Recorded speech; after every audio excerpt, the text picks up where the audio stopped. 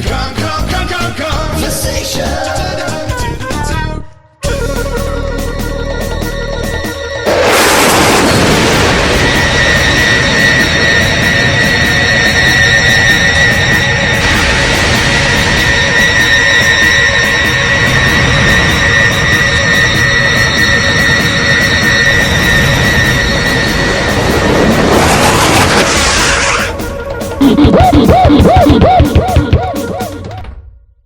Hello and welcome to the Kongversation. I'm Hyle Russell, and this week I must have been feeling extra lonely because not only am I with the one and only Nick Prol. Hey Hyle, how's it going? Would you like a bite of this chili dog? No, I'm a vegetarian. That's a long established DK Vine canon. It's a vegetarian chili dog. Oh, well, what about the chili? Maybe you're right. I'll hold on to this. All right. And I'm also joined by one Josh Wallen from off of the Geek Critique. Welcome back, Josh. Well, you know something, Hyle Russell. When you invite Geek Hogan on to the conversation for not the first time, brother, not the second time, brother, but the third time, brother. Oh, brother. He's hulking out. I think I will have that chili dog, Nick. Here you go. It just, it'll probably kill me, but that's preferable to Hulkamania running wild all over me. Although I guess I invite it upon myself, what with my two cute episode names.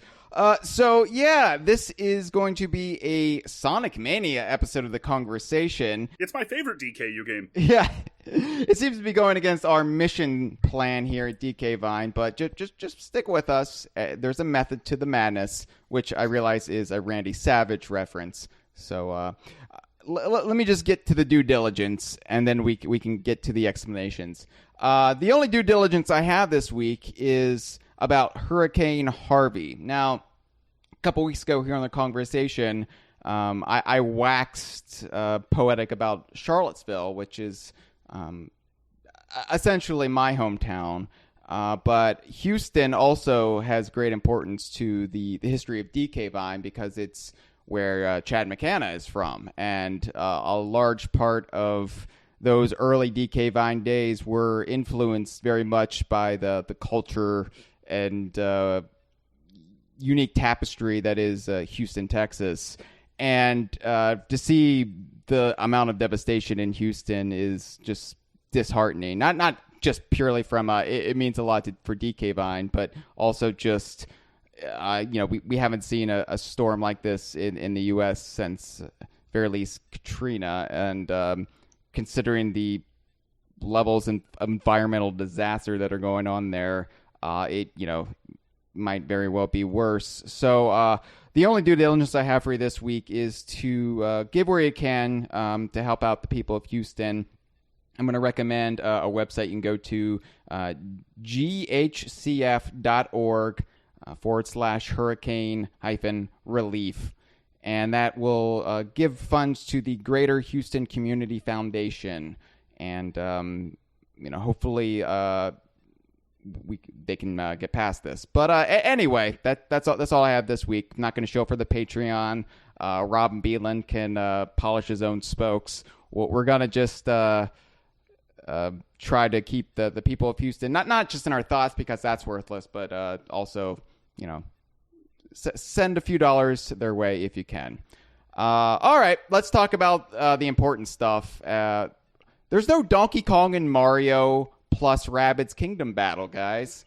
And two disasters. I know. I don't know how to feel about that, honestly. Part of me is relieved. The game came out this week, and people beat it within hours, and yep, no actual Donkey Kong to be seen. Only Rabbid Kong, who is not Donkey Kong in any capacity. Well, the Rabbids already ruined Rayman. I didn't want them ruining another favorite of mine, so I'm kind of glad. But this is different though. This isn't them overtaking something. This seemed to have a lot of personality. I mean, it still does have a lot of personality. The lack of Donkey Kong doesn't change that. Part of me is a little bit disappointed because hearing Grant Kirkhope remixing his own Donkey Kong music for the Rabbid Kong appearance, it made me really kind of wish we could cover this game just because it is crazy to hear a new rendition of the Grant Kirkhopian DK music. We're so used to David Wise remixes that outside of the DK rap, it's very unusual. And to have Grant Kirkhope himself doing it, that it would have part's been pretty cool. Yeah, it would have been nice.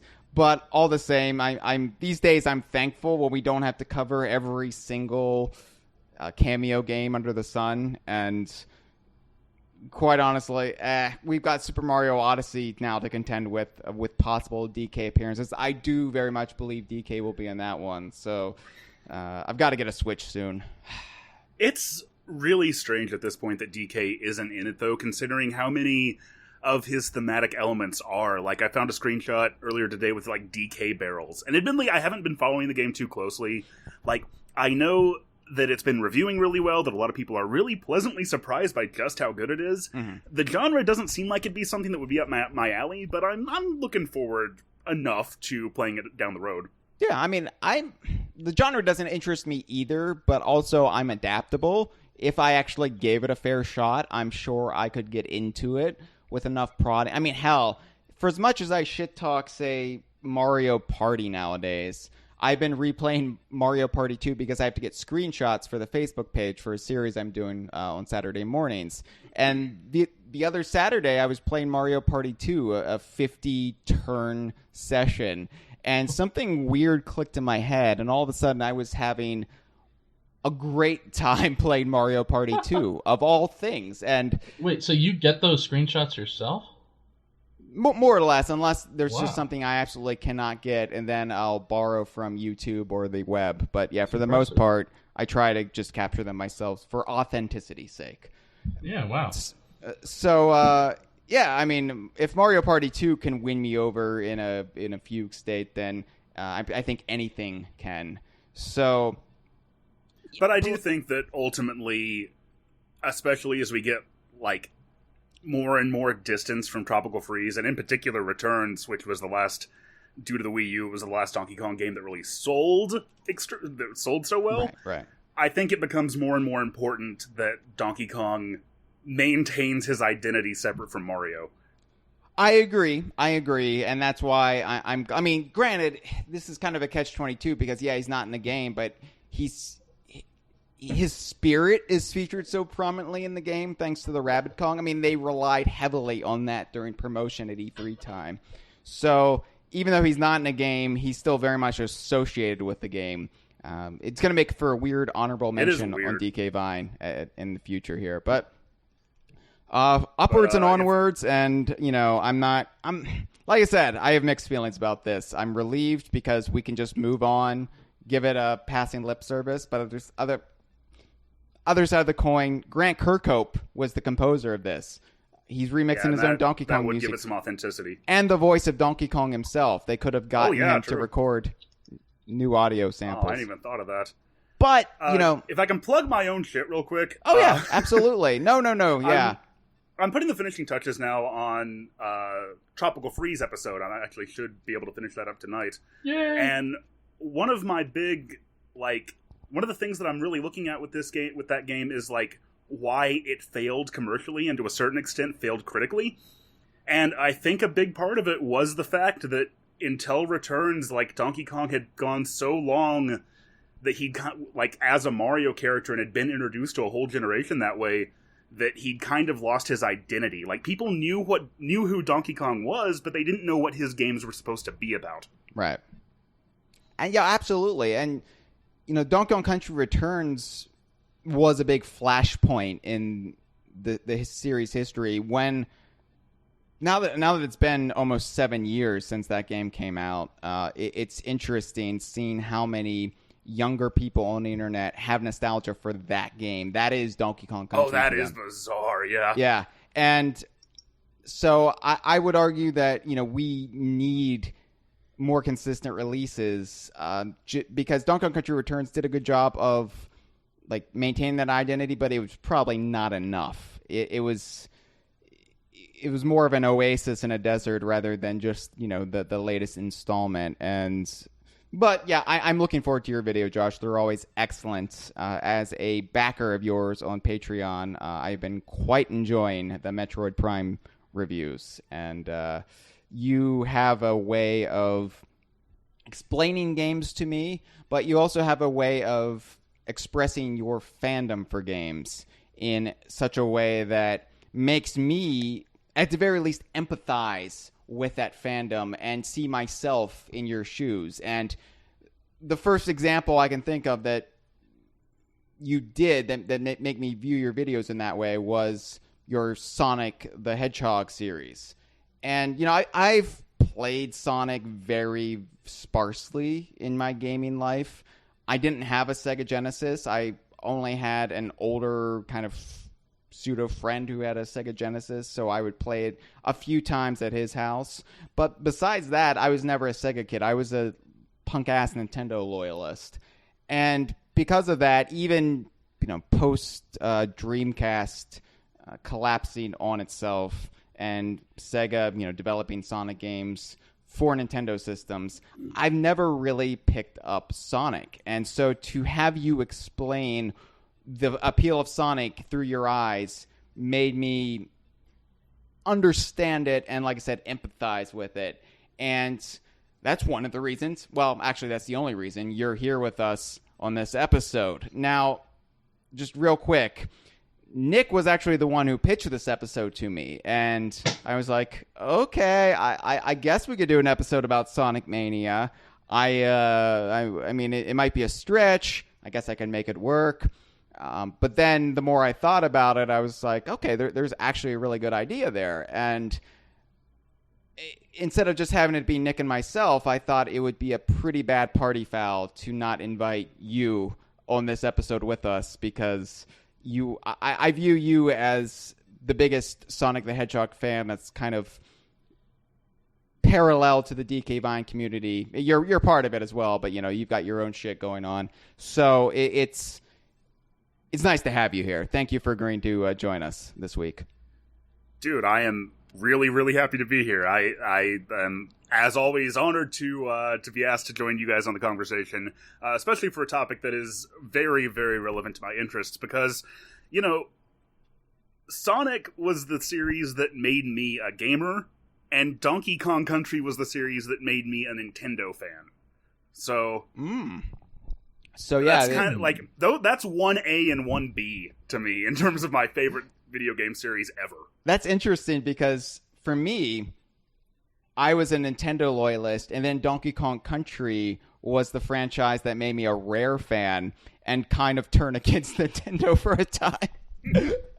I have to say that I wasn't like a Nintendo fan before that. Like I enjoyed Mario and I enjoyed Kirby, but nothing like unshackled me from comparing every single video game I played unfavorably to Sonic until Donkey Kong Country 2. And then I was like, okay, there other video games can be like better than those in some ways. Well, I'm glad you feel that way, because I would have to kick you off the show if you did not sing Donkey Kong's praises at least once. So anyway, let's get into it. Now, Nick, I know you had your own reasons for wanting to do this episode, but before we get into those, I think we need to explain what the hell Sonic Mania is, for the, you know, ignorant masses that are like me, who just only like keep up with, oh yeah, there's a new Sonic game called Sonic Mania. Okay. Sonic Mania is what happens when a hedgehog smokes the reefer. It was a big deal back in the 50s. They made a film about it. Gotcha. Okay. See, yeah, don't worry. I have never smoked any Sonic in my life. I don't even like the restaurant Sonic. Quite frankly, I find their milkshakes to be disappointing. So, Josh, you are the big Sonic. What does the Sonic fandom call themselves? Sonic heads? Sonic pedophiles? Yeah, that's usually it. Explain to me what makes Sonic Mania such a big deal, because they make new Sonic games every couple of years, right? I mean, there's never been a drought like there has with Donkey Kong. Okay, Sonic Mania. Sonic Mania is a game that's built in every way possible to play and to look as though it came out for the Sega Saturn in 1996. It's meant to be a sort of celebration of what Sonic was and what made him famous in the first place and what made him good in the first place. And the thing that's really unique about it, though, is that it was made by essentially a team of Ascended fans. And that keeps getting bandied about a lot. But if you'll allow me the time, I kind of wanted to explain not just why this happened, but sort of the conditions that allowed this to happen. Now, when you say Ascended fans, you don't mean fans that have left behind their corporeal forms and joined the spiritual realm, right? Ooh, left behind. No, nor do I mean fans that have powered up enough to defeat Cell. I don't know what that reference is. Which form of Cell? Perfect Cell. Oh, that's dangerous. Yeah. I was just referencing the show Stargate SG-1 just so I could say the word teal'c again. Teal'c. Teal'c. All right. All right, well, we'll get into it because I'm actually interested. As a fan who peddles his own bullshit and tries to convince people that Diddy Kong is wearing golfing gloves at all times, I want to hear this story. I feel like this will be arousing to me. So I'm going to sit back with my Angry Orchard and let you take over my show. Hope you enjoy yourself. Okay. Fan bases and fandoms tend to grow up around what makes a series unique. And I think that both Sonic and Donkey Kong have something in common, or Donkey Kong Country specifically, have something in common in that they both, what made each series distinct was a sort of technological leap that couldn't have been possible in the 8-bit generation. So for DKC, that was the ambience of the worlds and the fluidity of the characters and the sort of the graphical, to just call it graphical fidelity is kind of understating it, because it was the cohesion of the world.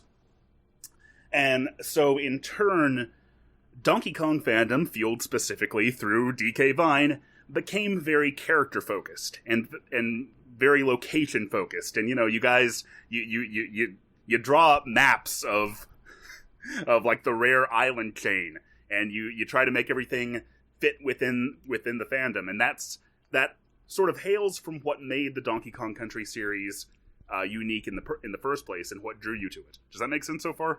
Yes, I am following along. Should I be taking notes? Is this going to be on the quiz? I do feel a bit like I'm giving a lecture. Jimmy threw a paper airplane at me. Oh, man. I got a comment earlier saying, like, hey, you sound like my teacher. I'm like, oh, boy. Yeah. I guess I could have done that. Maybe they had a hot teacher. Yeah, maybe. So for DKC, the focus was, like, what made that series distinct was visual fidelity and fluidity of movement and characters. What made Sonic special and what made it stand out was physics. And not, Sega's marketing and popular meme culture alike will tell you that it was speed and, gotta go fast. Like, man, I get sick of hearing that. But in the classic Sonic games anyway, what set it apart from... Battletoads on the NES had the tunnel level where you go fast, so it wasn't just speed, it was how that speed felt and how it was gained and lost. And this was all sort of funneled through the programming ability of a perfectionist by the name of Yuji Naka, who programmed the original Sonic engine, and basically made the Genesis do things that that it barely should have been able to do, and more importantly, things that wouldn't have been possible on 8-bit architecture, because the processors back then just wouldn't have been able to keep up with that kind of thing. Sega does what Nintendo don't, as I was conditioned to believe. Blast processing. Indeed. But that's essentially what blast processing is. So... in turn, at least the classic Sonic fandom, at least the older fans, sort of tended to grow up around the technical aspect. And this was sort of further exacerbated in the late 90s when we started finding prototypes of Sonic games that had lost content. In particular, a beta version of Sonic 2 that had a bunch of stages that had been cut from the full game. And so that only inspired more people to start looking into that and to start digging into what made these games tick.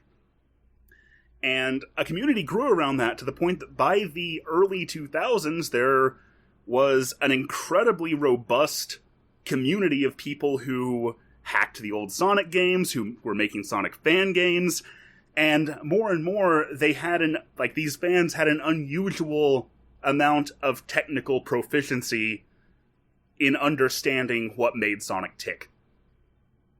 And I feel like I've been going on for a while, so I'm going to have a drink and let you respond to what I've said so far. Oh, well said, yeah. So, I mean, that makes sense to me. It is interesting, the points you bring up about how fan bases develop and evolve and kind of exist in their own little bubbles, and how what one series means to its fans can be completely different from what another series means to its fans. And I think that's part of the reason why, like, Donkey Kong Country, obviously I was a gamer before Donkey Kong Country, but Donkey Kong Country was the first series that really spoke to the way my brain was wired. And it very much sounds like the way Sonic is kind of Sonic constructed. Definitely has a divide as far as when quality started to go down in certain people's opinions. And there's definitely different fan groups there's fans of the classic retro Sonic for all the reasons that Josh just said. And then there's fans of, the Dreamcast era on Sonic for different reasons. And I think both can coexist. I think, I fall into the first camp more a fan of the things that this game celebrates in particular. But they're still making Sonic Forces or whatever, so as long as they keep making these kind of games too, I'll be happy. Now, there are, fans of the Jaleel White Sonic, too, and we shouldn't forget about them. Did I do that? Hey, that's pretty much where I started with it. But the point is, so you got this community of who are largely focused on the old school Sonic games.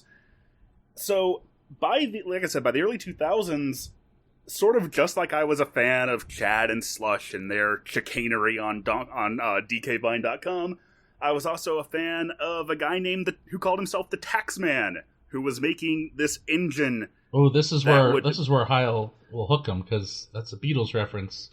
Because Hyle, the villain of Sonic, is a Beatles reference. Eggman. Oh, he's made his outfit is made to look like a walrus. He has these two little points on his shirt and a big old mustache. So he's the Eggman, and this guy that Josh is about to tell us about is the Taxman. Wait, is that actually where Robotnik got his name? Yeah, absolutely. Seriously, from I Am the Walrus? Yeah, that was the whole impetus for that character. Oh, wow. I don't know if that's true. Okay, it definitely is. Fight! I've more often heard that Eggman's design was inspired by Teddy Roosevelt, of all things. Oh, okay. I mean, the tusks on his shirt and his name, why would they just call him the Eggman? Because he's shaped like an egg? Okay. Cuckoo Kachoo, I guess. I don't know. Goo Goo Gajoob, Nick. Cuckoo Kachoo was Mrs. Robinson by Simon and Garfunkel. Are you seducing me, the Hyle? Always. The Beatles is your purview. I was just trying to hook Hyle in. Yeah, sure. No. Look. I'm open-minded, and the Angry Orchard is going to make me even more open-minded if you gentlemen are up for anything else at the end of this episode, if you know what I mean. But until then, let's get back to Sonic. So, okay, now, Taxman. He was the DK Vine. The DK Vine of the Sonic community. Sort of. All right. Well, Taxman in this instance could be more like the Hyle Russell of the Sonic community. Or at least somebody sort of equivalent. But let me explain. He was making an engine that he called the retro engine, which was meant to perfectly, or as closely as possible, replicate the physics and the gameplay of the Genesis Sonic games. And I remember playing that, God, like 12 or 13 years ago and being really impressed by it. So I was a fan of him the same way I was a fan of you. And I was a fan of a guy named Stealth, who made this... Sega released an incredibly awful port of Sonic 1 for the Game Boy Advance that was just absolute garbage. And Stealth, in turn, released a fan game that ran on the GBA that was basically a perfect one-to-run replica of Sonic 1, showing that the hardware could, in fact, have done it if Sega had just put the effort into it. Basically, over 10 years ago, these guys were already showing that they had more proficiency in understanding how these games were supposed to work than Sega itself did.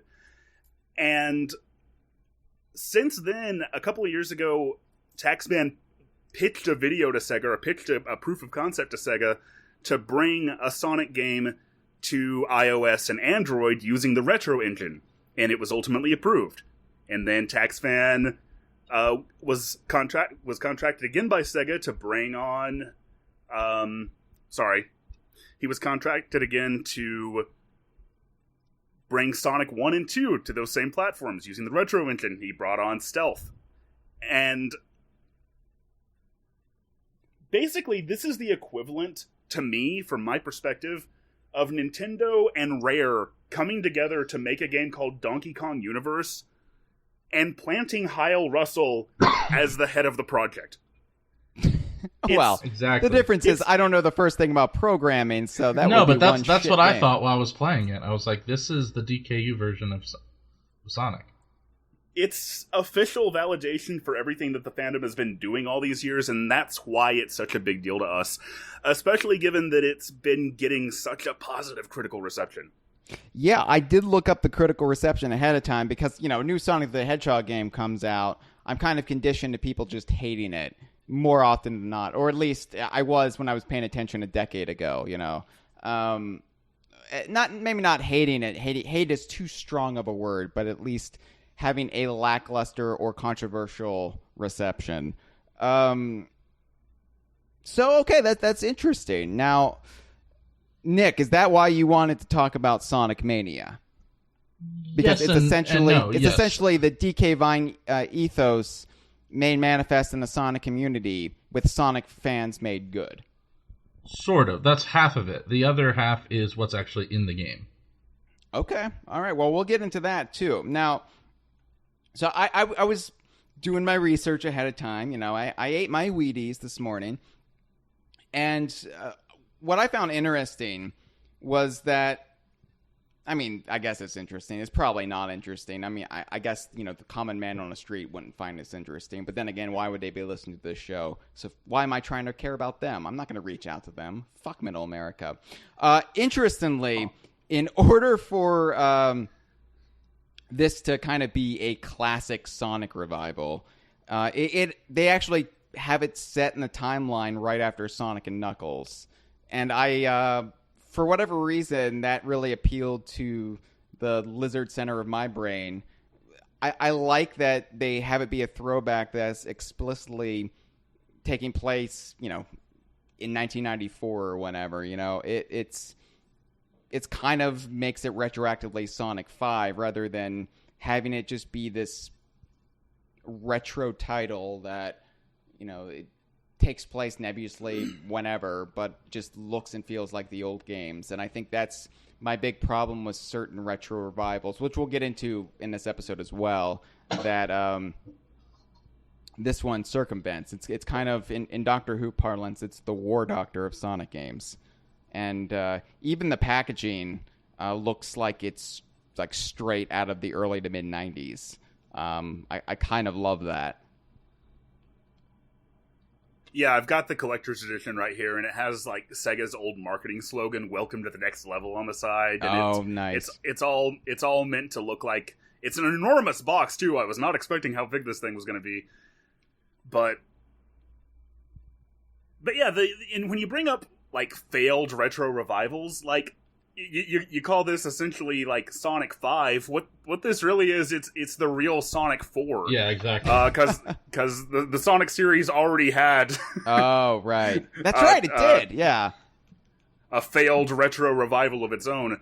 That the difference with Sonic 4 being that while it was controversially an okay game by itself, it didn't feel like the classics, and it didn't it didn't have the quality that would deserve that kind of name. Yeah. It'd be like making a Donkey Kong Country 4 and like it's Barrel Maze or something. Well, that seems pretty extreme, Josh. That's pretty extreme. Yeah. I was going to at least, if Donkey Kong Country Returns had been called Donkey Kong Country 4, I could see even that being controversial. And, for all intents and purposes, it was DKC 4, but it still took that formula and kind of expanded it, evolved it, versus kind of picking up where DKC 3 left off. I believe you've made this point I guess in the that's past. the difference. Because Sonic 4 didn't expand or evolve the concept, it just used the most basic surface level elements and didn't execute them all that well. Well, okay, so this is interesting to me because as a Donkey Kong Country fan, for the longest time I've been arguing, and for the longest time I'm saying the last 7 years, I've been arguing that Retro's take on the series is the definitive way to do a 2D platform revival. Because I especially the 2D platformer revivals that came out starting in the mid-aughts onwards, like New Super Mario Brothers or that Mega Man game. I forget what number it was. It was like Mega Man 9. Mega Man 9, okay. But those always seem like they were, and no offense to the positive attributes of those games or their fans, but they always seem like they were half-baked at best, where they were lazy. They were just a way to do something that kind of felt half-assed without actually evolving the games as they would have if that game had come out sequentially right after the last game they were trying to ape. So if like New Super Mario Brothers came out right after Super Mario World, it would seem like a downgrade. And for Donkey Kong Country Returns, they absolutely did not do that. And I think you brought this point up before, Josh, that it feels like there have been numerous Donkey Kong Country games in between number 3 and Returns that we just never saw. And somehow the series eventually evolved to this style, which was perfectly suited for 2010. And Tropical Freeze was for 2013. And for the longest time, I was like, okay, you cannot have essentially a throwback, or else it's going to be disappointing, if not outright bad. And that's just kind of been gospel for me for the longest time. And now I see this game, Sonic Mania, that dispels that, at least in my head, or makes me question that wisdom and makes me think maybe there is a way to do it the other way, so long as it's done right. And Absolutely. I want to get into why Sonic Mania was done right. According to you, Nick, and the rest of the critics. So tell me, how is the game? What makes it better than all the other attempted games like Sonic 4 or New Super Mario Brothers or Mega Man 9? Okay, well, I think there's a couple of factors at play there. For one, as I alluded to earlier, like, this style of Sonic game hasn't actually been done successfully since Sonic 3 and Knuckles, since 1994. Some people like the advance games, right? What's that? Some people like the Sonic Advance games. That's true. But to me, the Sonic Advance games are a little bit... They're not nearly the New Super Mario Brothers-esque... they're not as lazy as those games. And I say that as somebody who played and enjoyed all of the New Super Mario Brothers games, because I like, even if it's the same thing over and over again, if it's a solid little platformer, I'll enjoy it. But nonetheless, the Sonic Advance games didn't really feel like, for the most part, an evolution of what Sonic 3 and Knuckles did. Yeah. Even though the first game was pretty spot on physics wise, there were no more multiple pathways for different characters, and the special stages kind of sucked. Yeah, it wasn't as deep. It was very obviously not made by a team with the same sort of finesse as Sonic 3 and now Sonic Mania. And the love, for sure. Yeah, and that's, when I first played through this game the night it came out, I went on Twitter and I described it as unmitigated joy. And it's been interesting to see how many people that are not connected to me have described it using the word joy, like the exact same way. And as a fan project, as something you can tell that everything in this game and the little shout outs and the way it's designed and the references and that it was made by people who, like me, became gamers because of this series and because of of what it did uniquely and who understand it. Whereas I'm usually against some of their nostalgic pandering fan service, I think it works so well in this game. Well, I was going to bring that up, Nick. Because that's another thing. Of course, as a hardcore fan, I've, often fantasized about what I would do if I could get my hands creatively on the series I loved. And part of that is, reining my own impulses in, because I feel like when fans actually do make good and get, behind the scenes, more often than not, they can ruin what they love, because it just feels like it becomes how many references can we shoe in? How many stupid little fan theories can we make explicitly canon? Look at Star Wars right now.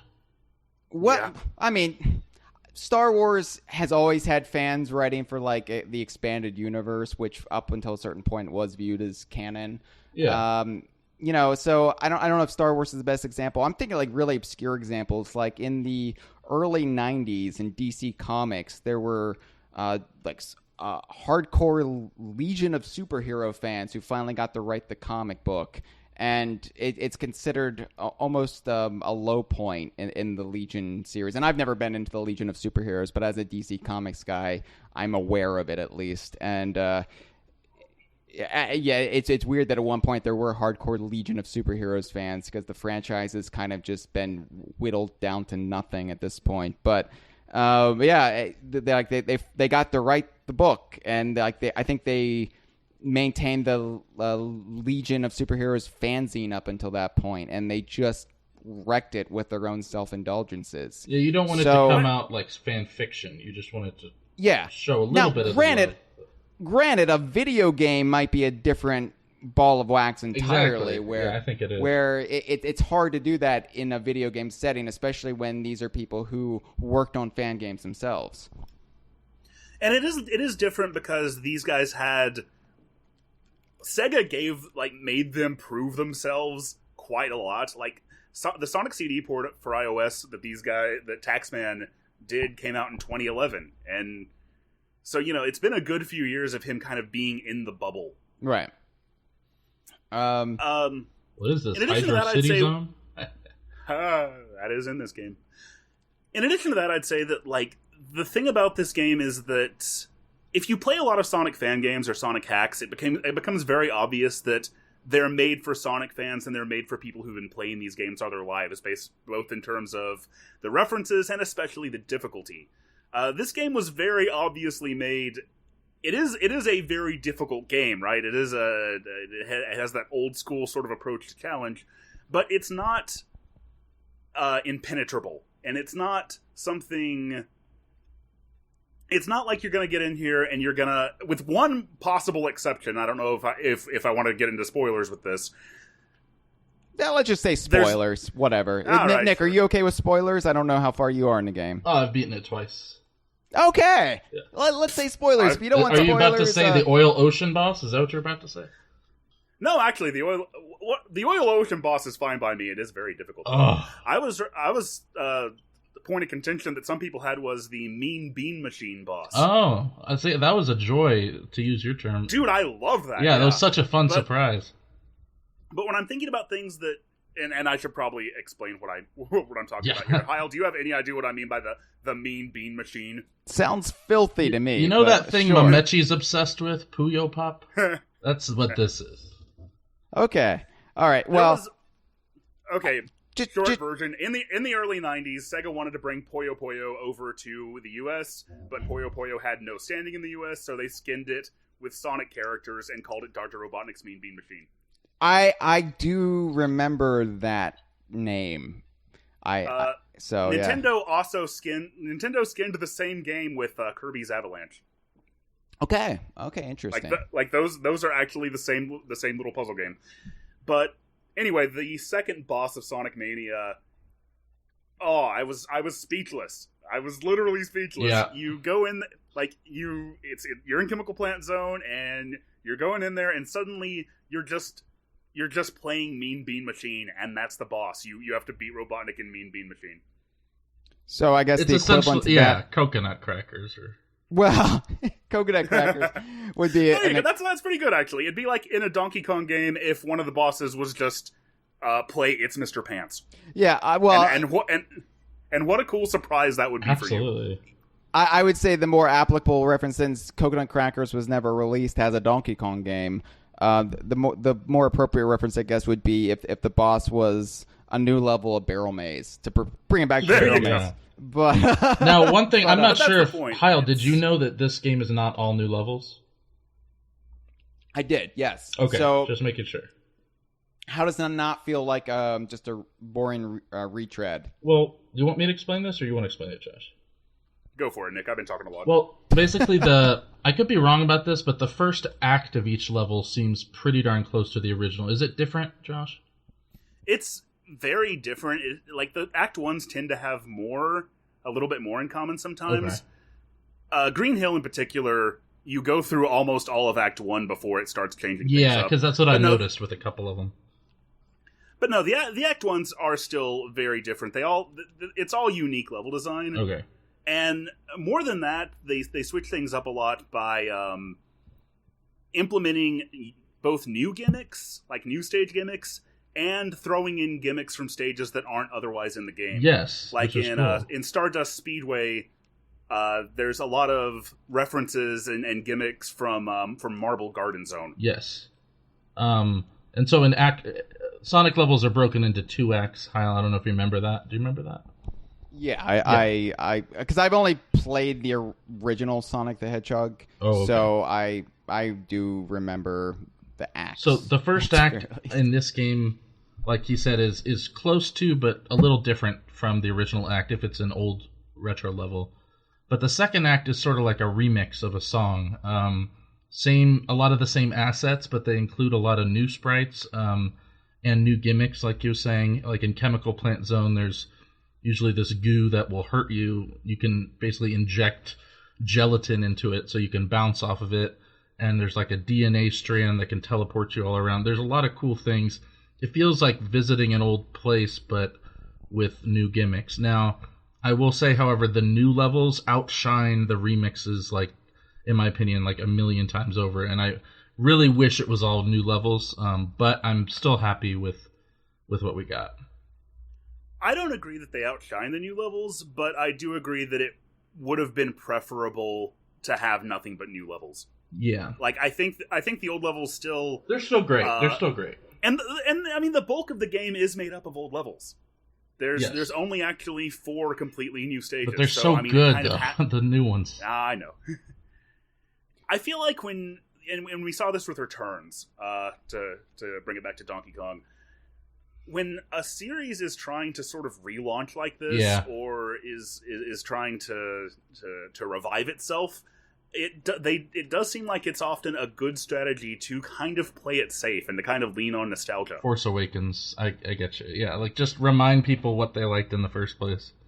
But if they make another one of this, if they make Sonic Hysteria, it better all be new levels. And I think it would be. But, like, the reactions I've seen from people who, haven't played a Sonic game in, like, 20 years, seeing Chemical Plant Zone again, I'm like, I see the way they react to it, and I'm like, See, now it all makes sense. Yeah. Although I would argue that Donkey Kong Country Returns, obviously, it was essentially a new version of Donkey Kong Country. You went through the same kind of geography around Donkey Kong Island. But I would also argue that where Donkey Kong Country Returns made a misstep was not enough fan service. It felt like it was almost made by people who were at times ashamed of Donkey Kong Country, and they weren't. I mean, obviously they wanted to be working on it, but there was this sense of, well, we can do that better, so let's not even like utilize these characters and this history. And that might have been some push from above. Level. We don't know.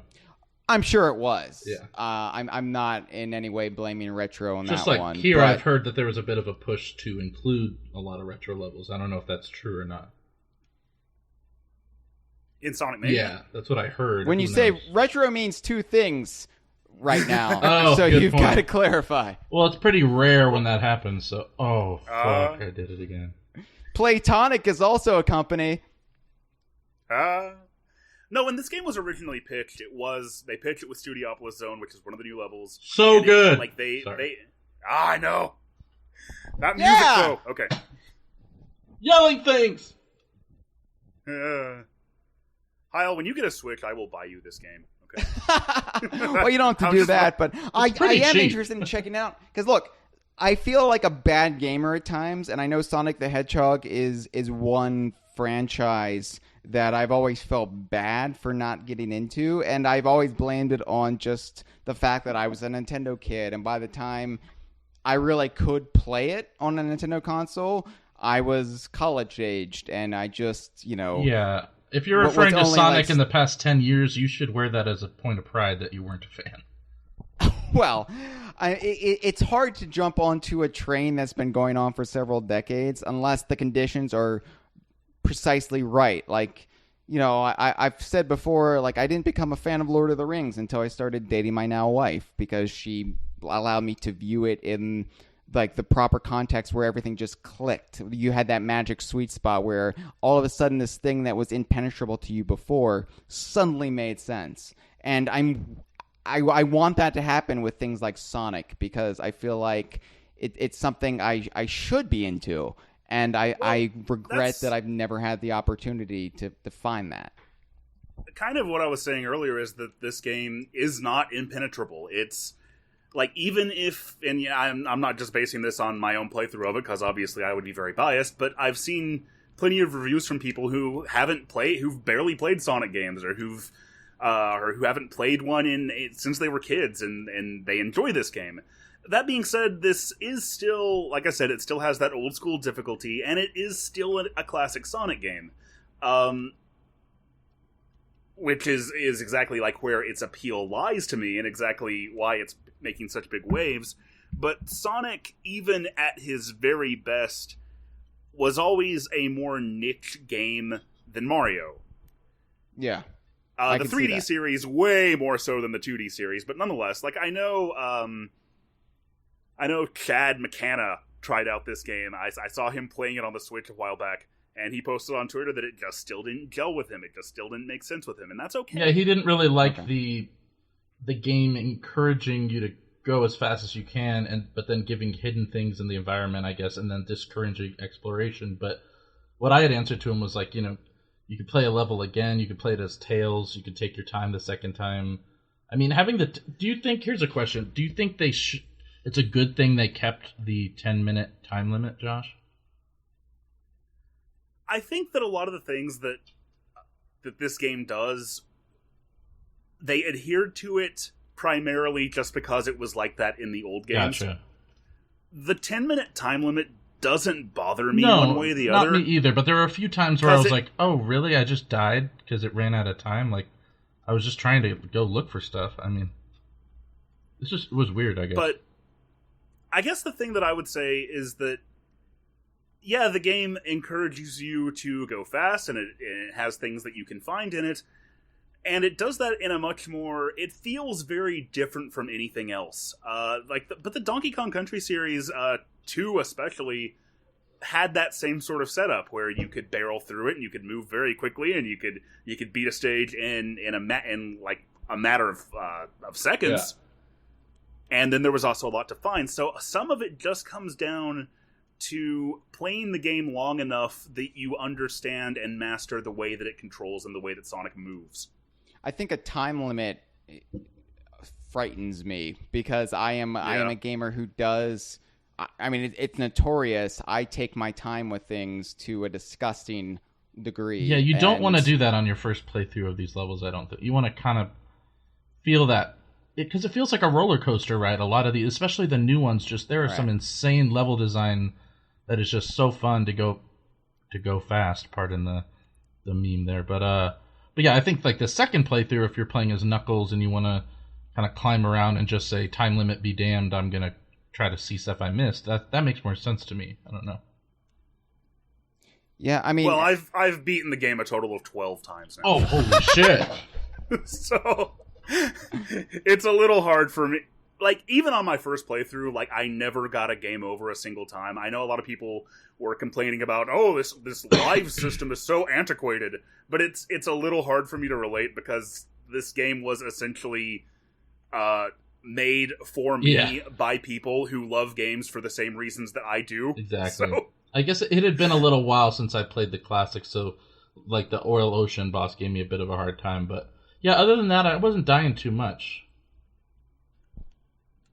The last Josh, level was certainly easier than I thought it would be.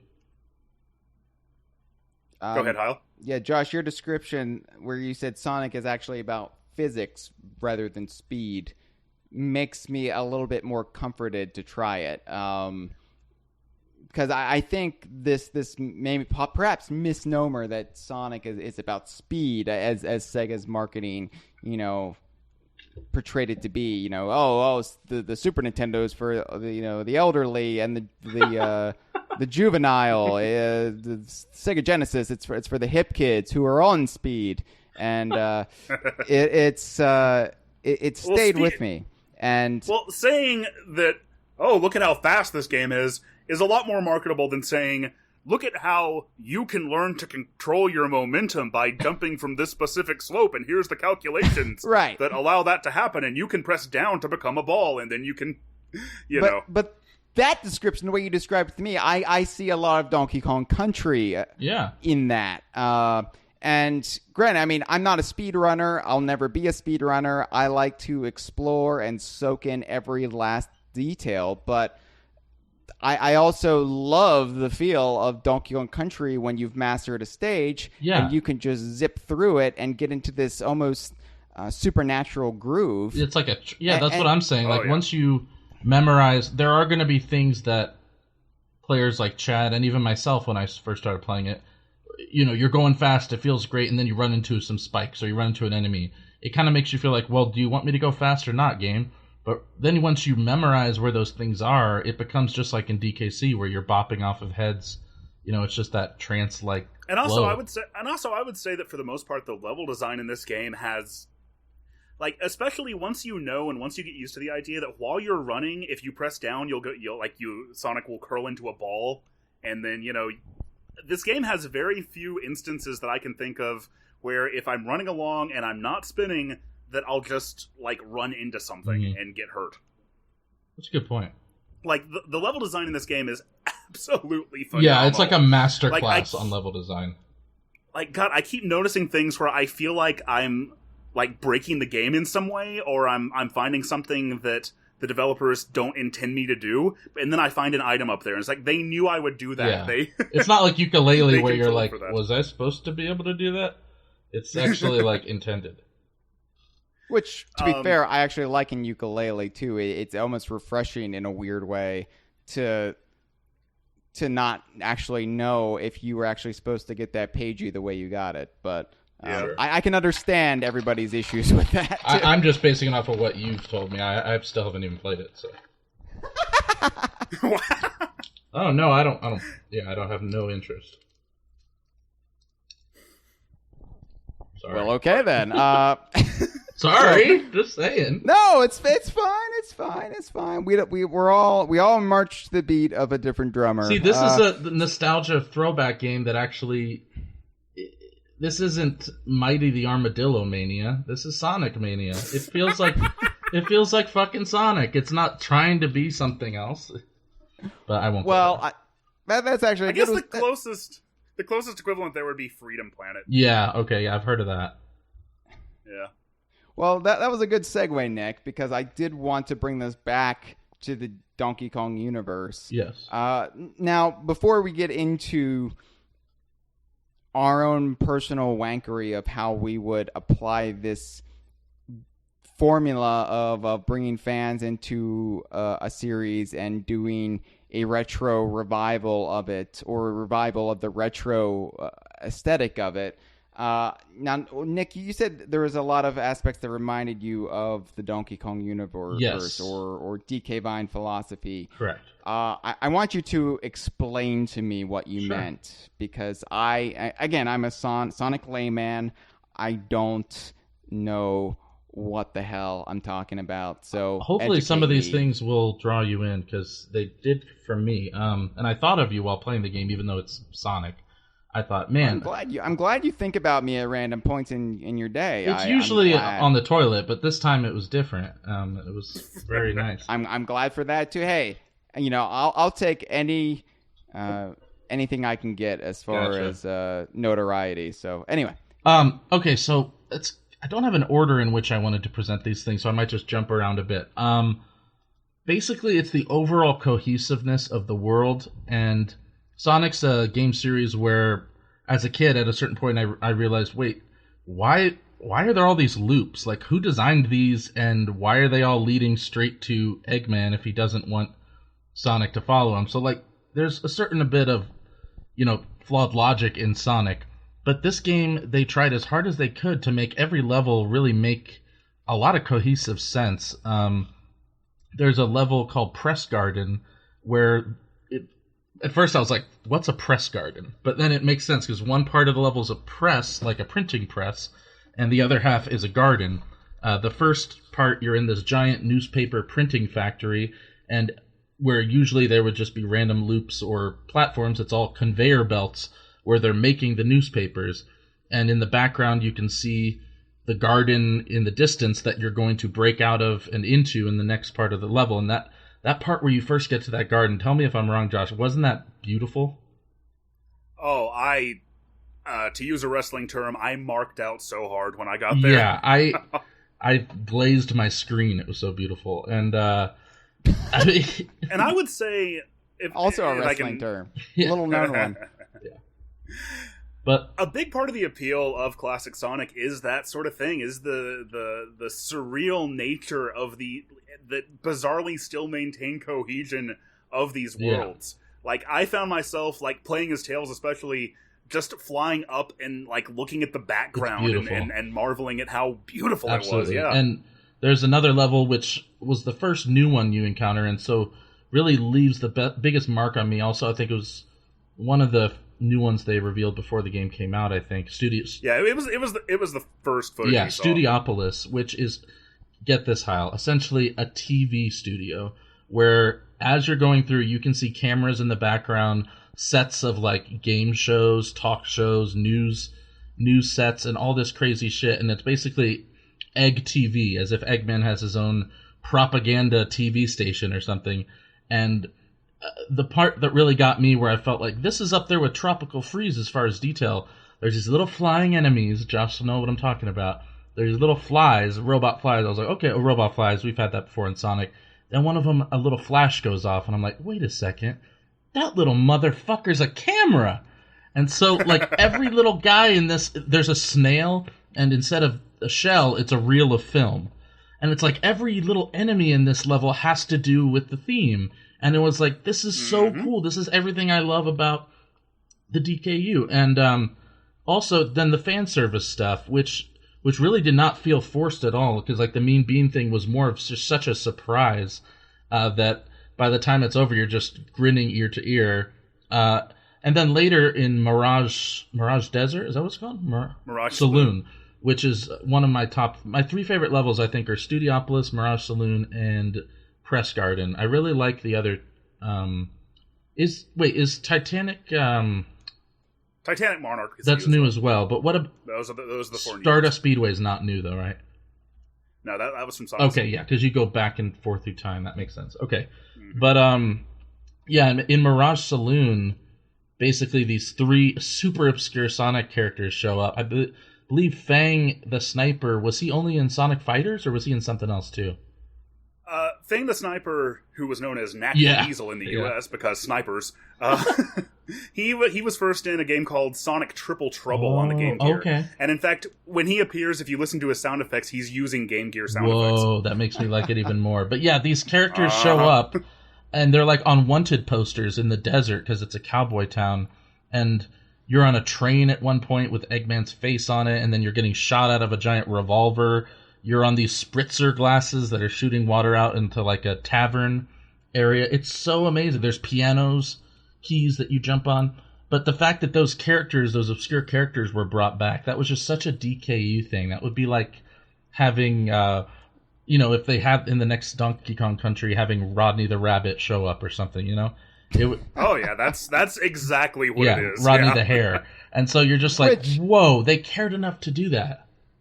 Which again would be like if it was just Retro Studios who brought back Rodney the Hare, that would be a thing of beauty. But if it was a fan who wormed his way into Retro and brought back Rodney the Hare, that might feel different. So well, who's to say that Retro aren't fans? Like, what's the difference? No. But I mean somebody from the fan community. Whereas we don't know who's all their programmers. They could have started in fan communities, Okay, well, we're splitting hairs again. No relation to Rodney. Yeah, but... and the thing with this is that this team was, put together over the course of, Pagoda West Games. Even Pagoda West Games has a history in the Sonic fan community. Like the people and like the stage designer for this game, I know worked on the HD project, the fan-made HD project for Sonic 2.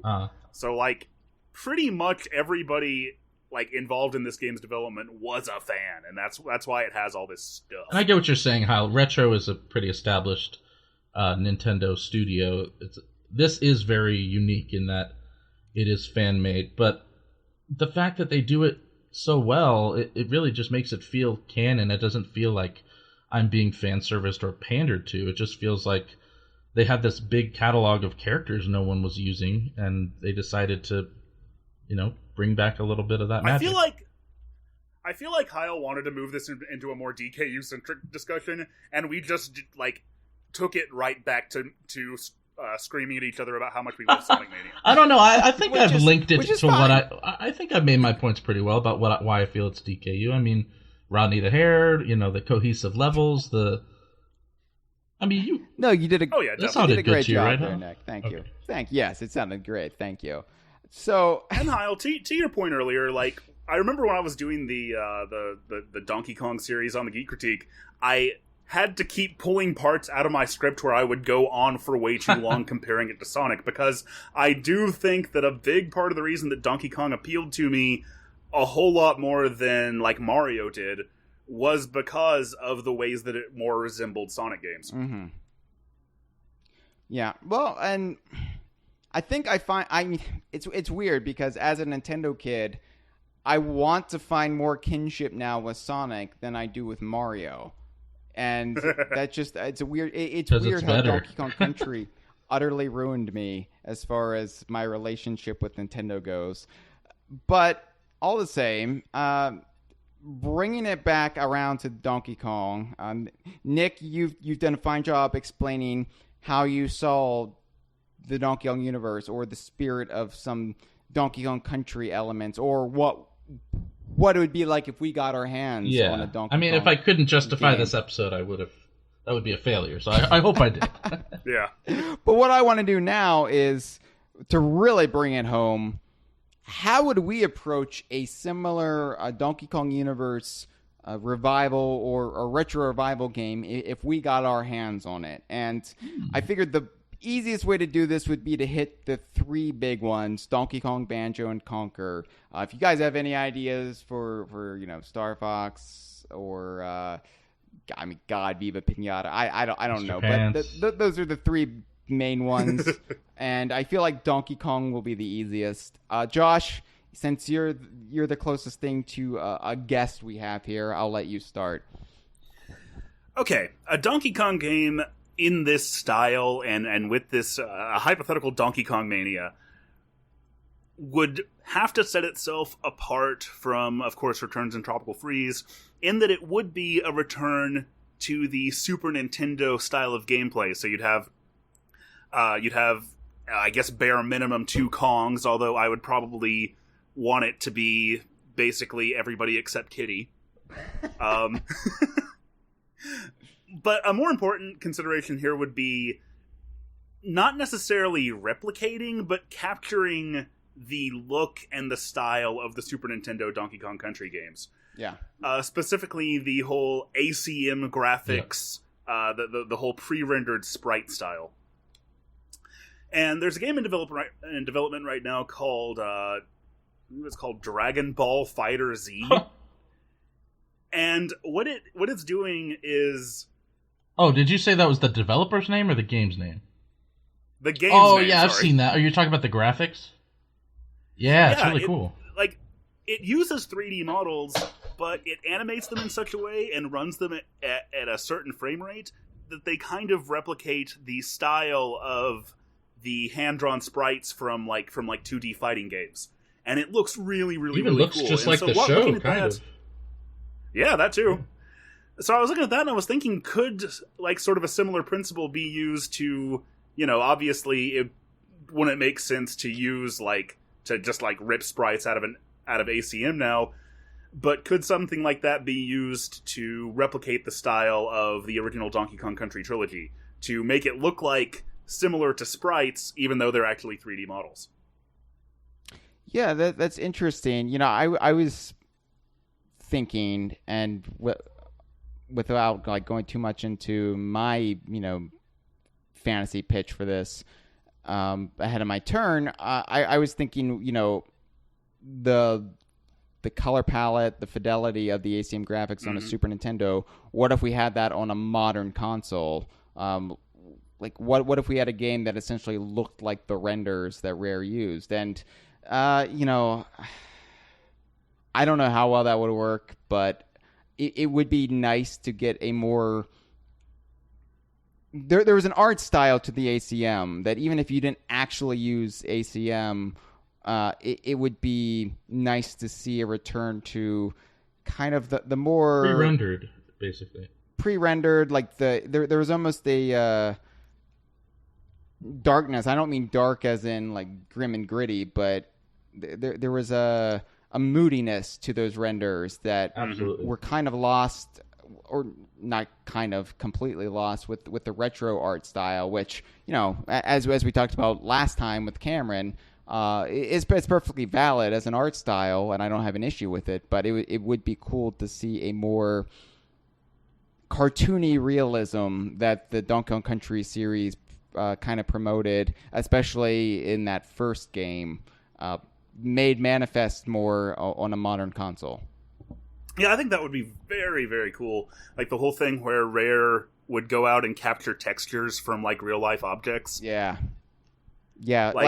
I remember just staring at player's guide artwork or the instruction booklet, carrying those around with me on car trips and just soaking in that world via those rendered scenes, and just imagining what it would look like if a game actually looked like that. And of course I was fantasizing, imagine when the Nintendo Ultra 64 comes out, it'll look just like this.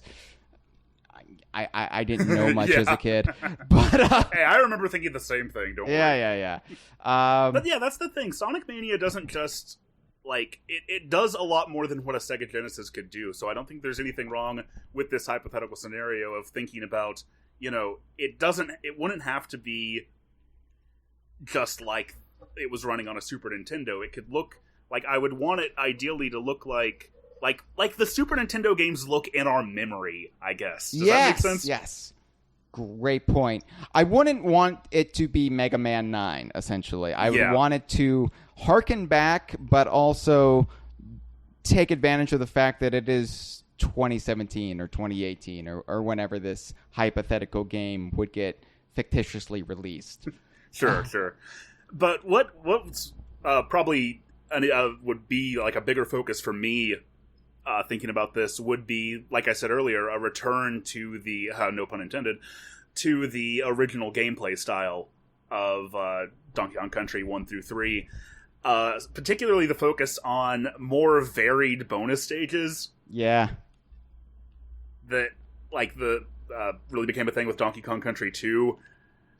Just, man, that is something that really irks me a little bit about the Returns games. Is how sort of samey the bonus stages are. Sonic Mania Yes. 2, I guess, like Blue Sphere after a while, you're like, again? Oh, man, I did all 32 Blue Sphere stages on my first playthrough, and I haven't touched them since. Yeah, I love the new one they made, though. It's kind of a tangent, but they made like this real Saturn-looking Sonic R Sega... With low poly 3D Sega models. LSD It's acid trip where you chase a UFO. It's pretty awesome. Yeah.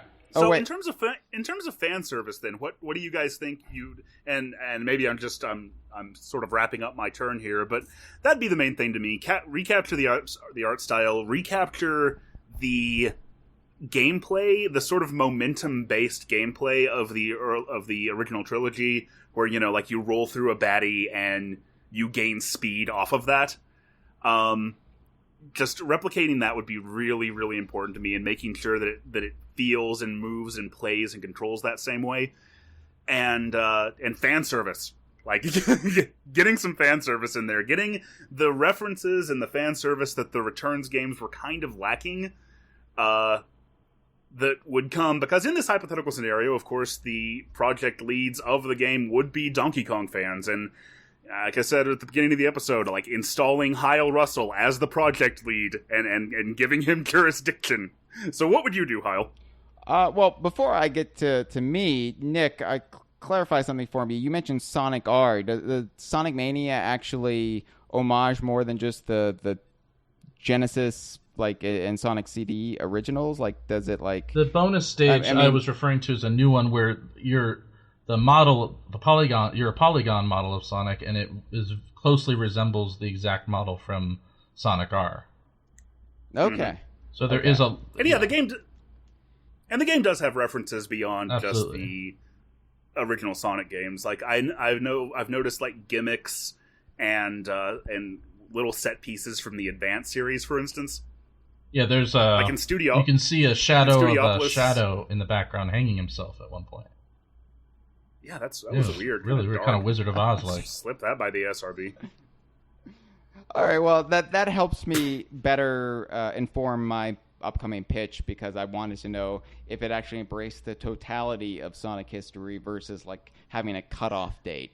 Yeah, I would say, aside from a few little homages to Advance, it mostly keeps it set to classic Sonic history. Classic Sonic as in the character, not the time period. Now, Gotcha, Josh, at the gotcha. beginning of the game, it shows Christian Whitehead, the Taxman's logo. It says friend to pixels and polys alike. Now, is that referring to the divide in the two different fan communities? I don't really know. I would take it as that, because it seems like he's saying, hey, I like both the retro games, pixels, and I like the poly games. But I don't know. It's just something to think about. I don't know. That logo's been there since the Sonic CD port. Yeah. So maybe. I don't know. Wait, do the Sonic fans actually call themselves Pixels or Polys? That's what I was wondering. Like, No. is it No, like they- West Side Story? No, usually Amy, it's I just met a girl named Amy. Now, I have seen people who are very angry about this game's existence, Fuck them. and who've said that they refuse to play it because it's taking attention away from the 3D Sonic Oh, games. good lord. Okay, let me be a little bit fair to them. I can see it being very irritating if the games that you grew up loving were being like overtly dismissed in comparison to something that that was sort of superannuated to you by the time that you were old enough to But play that's it. what classic Sonic fans have been going through for years. Those were dismissed for Sonic furry shenanigans. I don't know. I mean, there seems to be... It's not something nice to talk about because it's very generalizing and I don't want to put anybody down. But there is, Sonic fans and then DeviantArt fans. I mean, There's definitely a divide. It can't be ignored. And that's okay. The DeviantArt Sonic fans with their OCs and stuff, that's what Sonic Forces is for. That's coming out soon. I think they can coexist, like I said. If it's... Yeah, I really don't care what happens with Sonic Forces now. If it's good, then that's fine. If it's bad, it's probably going to be really funny. Yeah, exactly. But I feel like I've kind of been taken care of. Exactly. Now, you know? I've been tucked in, little warm glass of milk. I've gotten what I wanted, and I hope you guys get what you want. That's we got to finish first, and now they get to finish. Oh, Jesus. Looking at it from our own fan community, I find it interesting that I guess the closest bifurcation, the closest split we have in the fan community is arcade versus DKC, and even that's not as pronounced as you would think. We have a lot of crossover there, and we always try to respect one another, even if we don't see eye to eye. And you get other factions like, oh, I really like the DKC cartoon. That's how I got into it. Or DK64 is better than Donkey Kong Country. But even then, we're all DK6. Go ahead. No, even then, or I got into the franchise through DK64. That's my definitive take on Donkey Kong. Even then, we may disagree on what the proper entry point is or what the best game of the series is, but we all kind of... We're on the same team. Respect... We try to respect where the other comes from, and I think that's been a big thing ever since the fan base reunited in 2010 when Returns was announced, is we decided to try to dispel as much negativity from the community as possible that was admittedly very, very toxic in the aughts and the noughties. So I guess it'd be more like if DK64 for whatever reason kept getting sequels of increasingly worse quality, and yet you had people who grew up with them and loved them. That makes sense. It's not their fault. To them, that's what Donkey Kong is. It's not their fault they love shit, so let's not judge them. Well, but the thing is, as somebody who loves the 2D Donkey Kong Country games, I do want a new 3D Donkey Kong game. I want it done right, but I do want it, So, but I could see, if DK64 kept getting sequel after sequel, and it kind of entrenched itself in the DK64 style and doubled and tripled down on what made that clunky, then okay, I can see that. I can see that. The difference is that, I said earlier that even classic Sonic done right is still going to be in a niche, and it is. But modern Sonic and 3D Sonic in particular, whereas the classic Sonic games aren't games that are about speed, period, the 3D games much more so are games about going fast. Mm-hmm. And that's not necessarily a bad thing, but it means that they have a much narrower, not a much narrower, but they have a narrower appeal, I think. In addition to that, of course, the 3D Sonic games focused more on story and focused on characters and focused on Shadow the Hedgehog wielding a gun and Sonic falling in love with various Sonic recolors, all with different Super Saiyan abilities. Yeah. So, if I were to say what my DKC mania would be, I think it would be akin to kind of how Paper Mario coexisted with Mario, even though Paper Mario's current state, we won't go there. But I feel like I might still want to see Baja Blast or another retro-style DK game where they just keep doing it their way. But then on the side, we could have kind of like this throwback title for the hardcore fans, which is more in the ACM style, and which is, more atmospheric or throwbacky or whatever. But that one would, to differentiate them, that one would star Redneck Kong, and that one would be called Donkey Kong Country Music Television. And I think it would be pretty cool. Fuck. Nick, I love you. You can't see it. I'm patting my hand on your shoulder right now, and rubbing your head, mussing up your hair a little bit. Muss away. Okay, so here's first I do want to speak to something. I get why there's a split in the Sonic fan base now. I always viewed it from the outside, and I thought, that's kind of petty. Like, why can't you just embrace the totality of it? But in an alternate universe, what if, let's say, not just Donkey Kong 64, because that was still rare, that still had a lot of the spirit, if not the presentation. But what if Jungle Beat had been ultra successful, and what if Jungle Beat was the new direction for the series? Good point.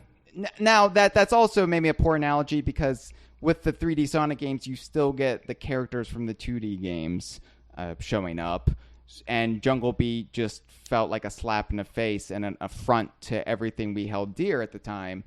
So at the time, but I get it, and we were somewhat fortunate in that Donkey Kong 64 was a one-off, Jungle Beat was a one-off, and we can appreciate them now for what they are without, them derailing the direction of the series. So I get it, at least. And that's, again, Josh, you helped me with this stuff. You helped me empathize with other fan bases by kind of presenting it in such a matter-of-fact way that I see myself in their shoes. Yeah, so if you could do that with Hyle, Josh, that is a big accomplishment. That's awesome. Because I'm an ignorant, stubborn motherfucker.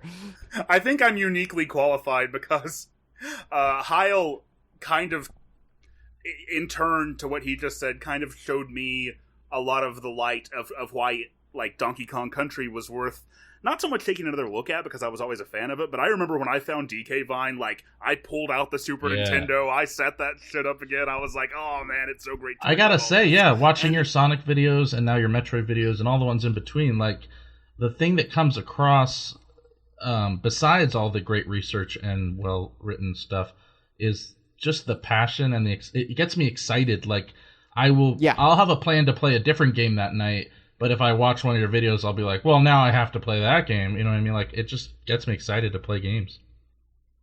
Yeah, you made me a Metroid fan, That Josh. is crazy. And, that's like getting Hyle to become a conservative.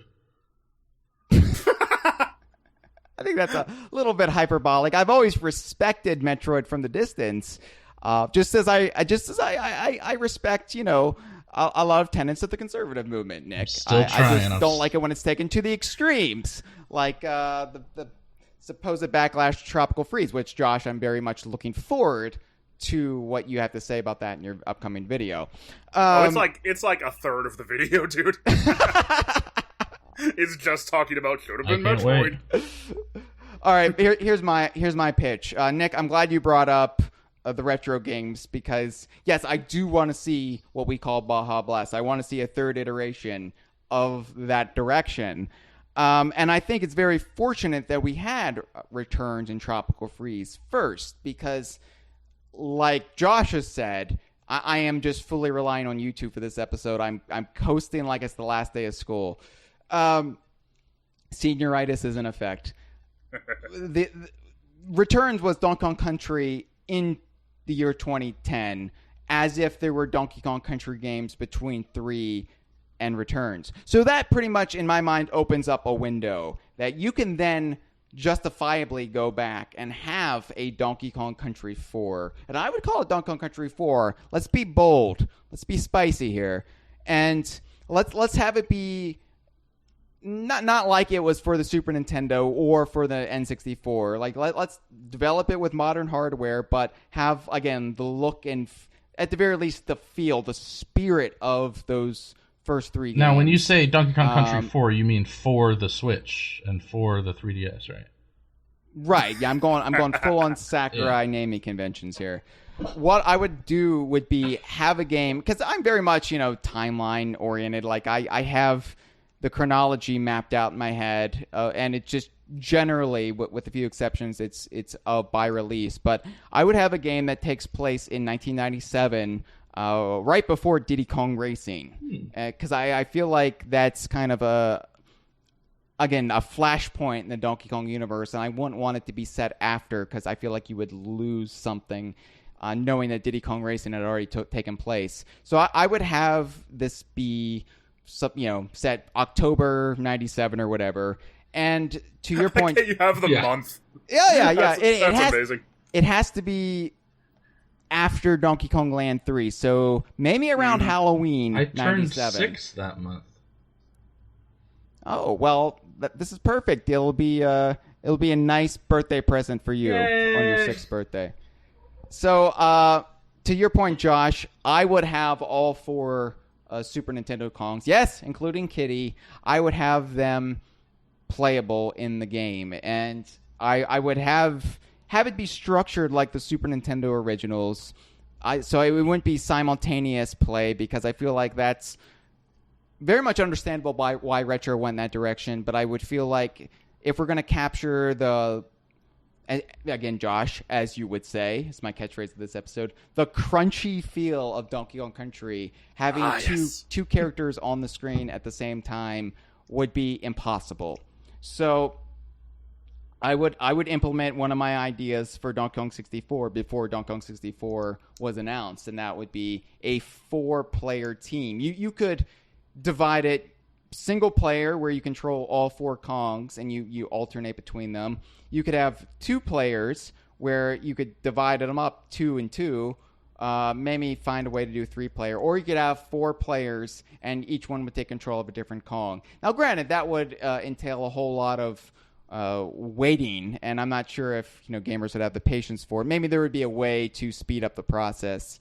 I would leave that for the fat cats in programming, but I'm just the idea man here.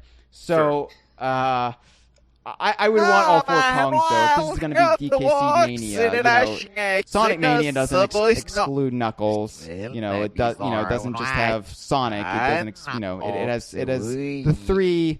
I guess primary characters of the Sonic franchise up to that point. So I'd want to do the same for DK. And like I said, having it be a mid-cool, you could have K. Rool with a new gimmick. If it's Halloween-centric, maybe he could, I don't know, be a vampire or something. I haven't really thought that far in advance.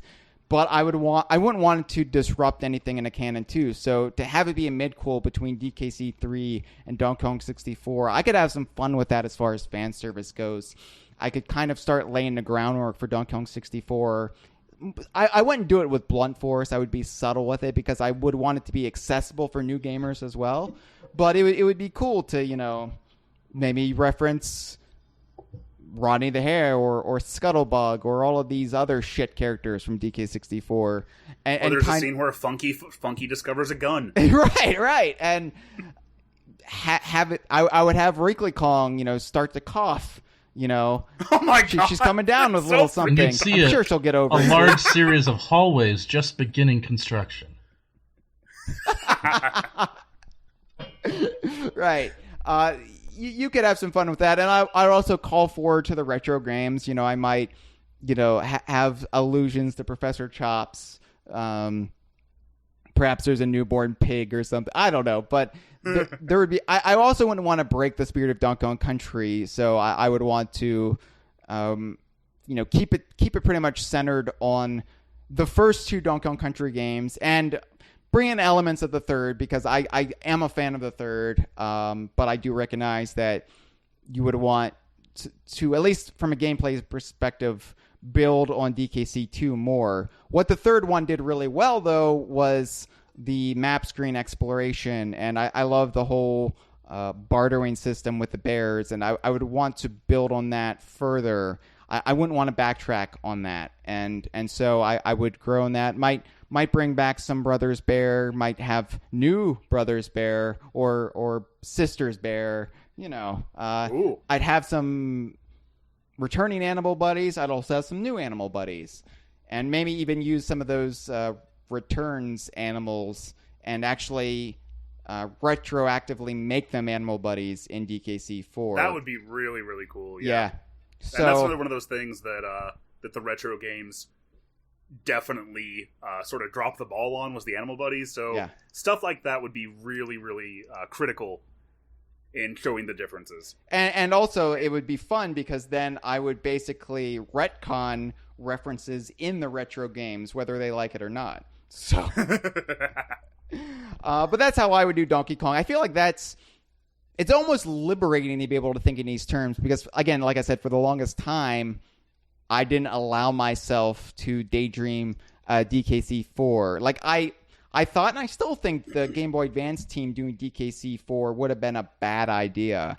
So having Sonic Mania now come along, realign my way of thinking, I can say, okay, there are ways we could make this work.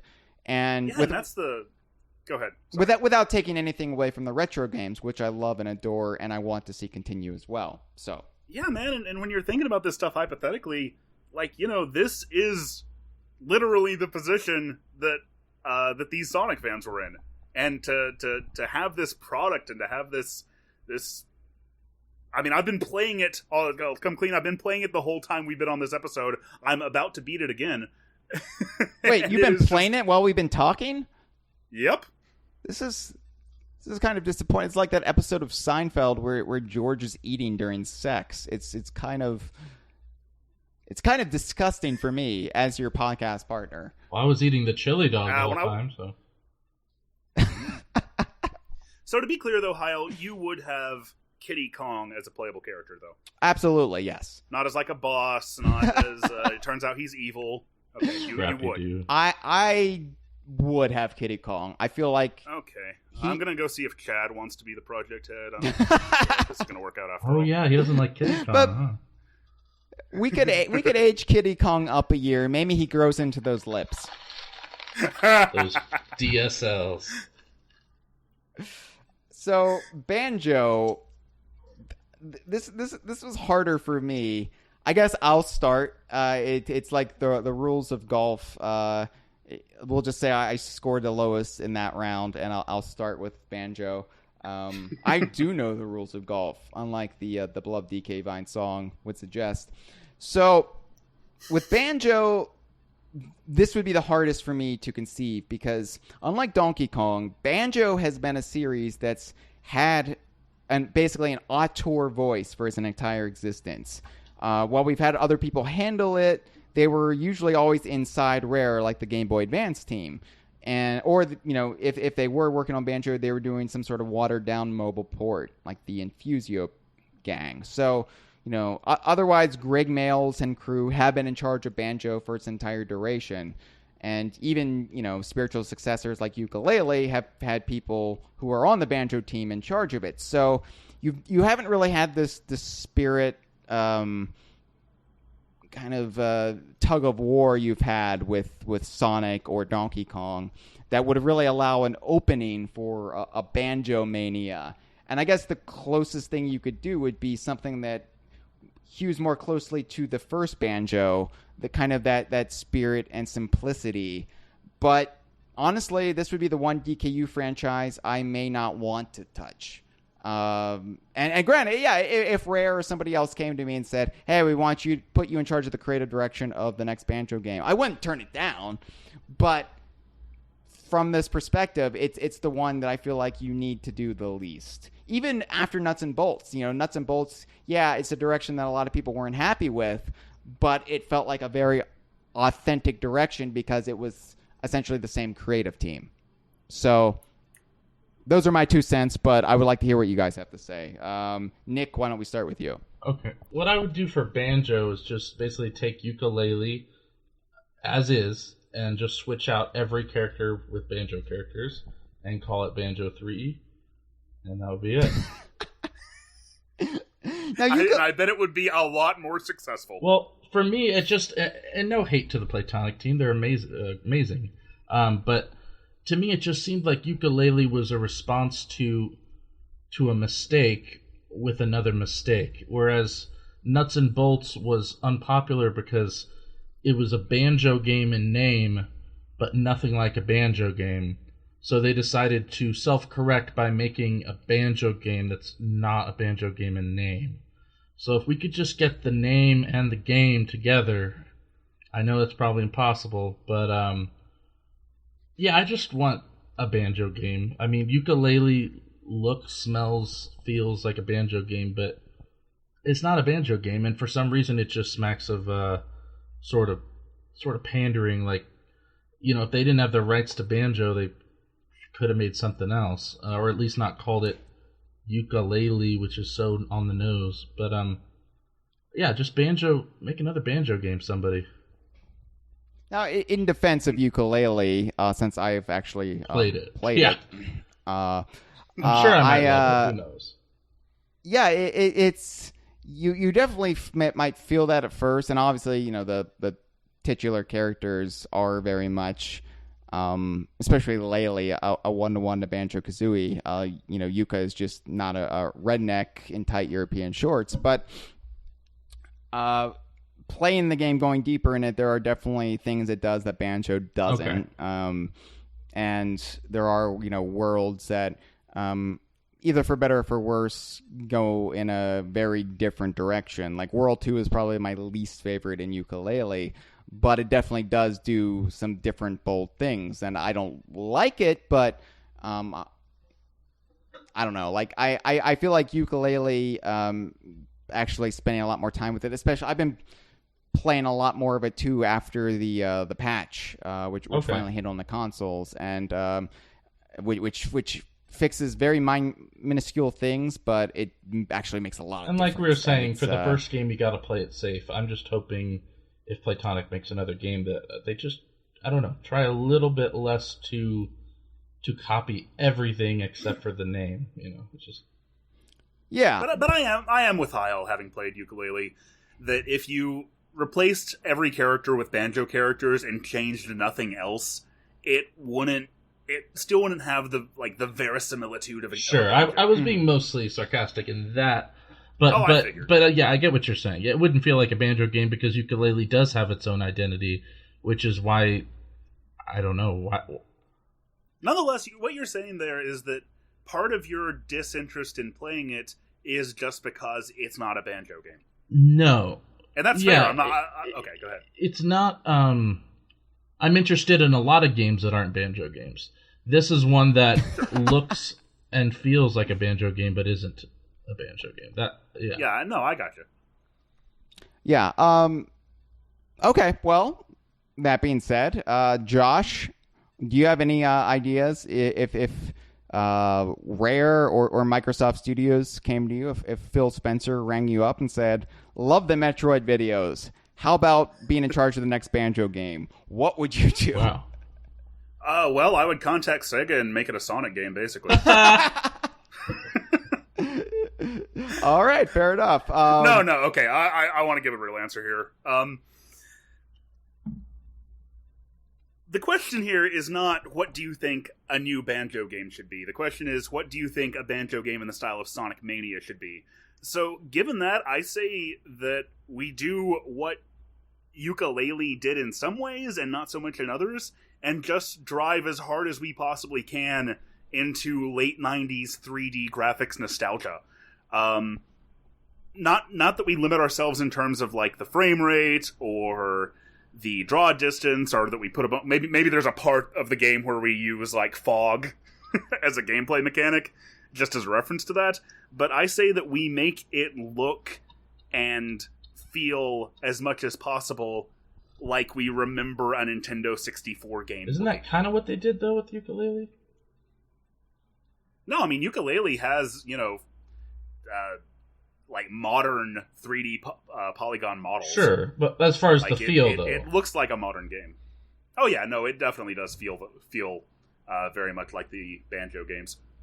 Gotcha. Yeah. Yeah, I mean, I understand what you're saying, because when I'm playing ukulele, that's exactly what Banjo-Kazooie looks in my brain. And then I go back and I play Banjo-Kazooie, and I'm kind of like flabbergasted how old I actually am. So, yeah, and again, it's hard for me to kind of conceptualize a Banjo Mania, because again, maybe it's because there's been so few Banjo games and they've almost always been under the authority of Greg Mayles. So it's kind of hard to distill it to an essential essence. Okay, well, what about this? What if it had, much in the same way Sonic Mania does, it gives you, like, some of the worlds, not all of the worlds, it has original worlds too, but some of the worlds are, like, from Banjo-Kazooie and Banjo-Tooie. Like, it has, like a different take on Mumbo's Mountain, for instance. Like, it's still Mumbo's Mountain, and it has a remix of the song playing, but it's like a different location on Mumbo's Mountain. I'd be down for like Well, a they Grunty's were Revenge time story type of thing, where maybe it's in the future and Mumbo's Mountain is all decayed or something. Mm-hmm. Well, they they were actually going to do something similar on the Xbox, or maybe it was the 360, with Banjo X. That was one of their ideas, was remake Banjo-Kazooie, but have it be full of differences and variations to kind of surprise the player. And when Live and Reloaded didn't really meet the expected sales threshold, they decided to go in a different direction. But yeah, it's interesting how that idea was being bandied about by Rare at one point in time. And additionally to that, Hyle, I think you and I talked about this on one of the Yuka episodes that I was on, but the question, would Yooka-Laylee have gotten a more positive reception from certain people if it did look like an N64 game? Would there not be some level of disparity for some people in a game that looks modern but plays old school? That's a good point. Mm-hmm. Right. Like I feel like there's not a lot of people just yet. There's not a lot of companies just yet that are banking on anything other than early to mid 90s nostalgia.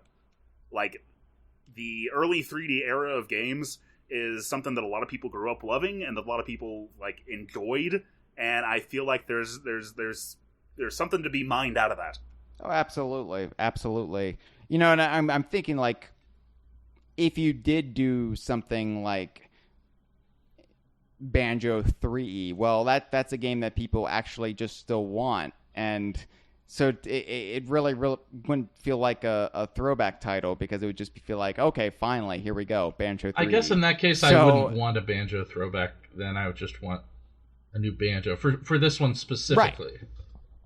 Right. Oh yeah, right. Given the choice, that's what I'd go with too. Right. And that's why out of the three main Donkey Kong universe branches, Banjo is just the weirdest one in this discussion, because it just doesn't really apply. Whereas if I had to choose between like Baja Blast or Donkey Kong Country 4, I would probably go with Donkey Kong Country 4. Sure. You know what? Before we had this discussion, before we sat down, I would have said, no, I want Baja Blast. I've changed my mind. I would want Donkey Kong Country 4. That's absolutely.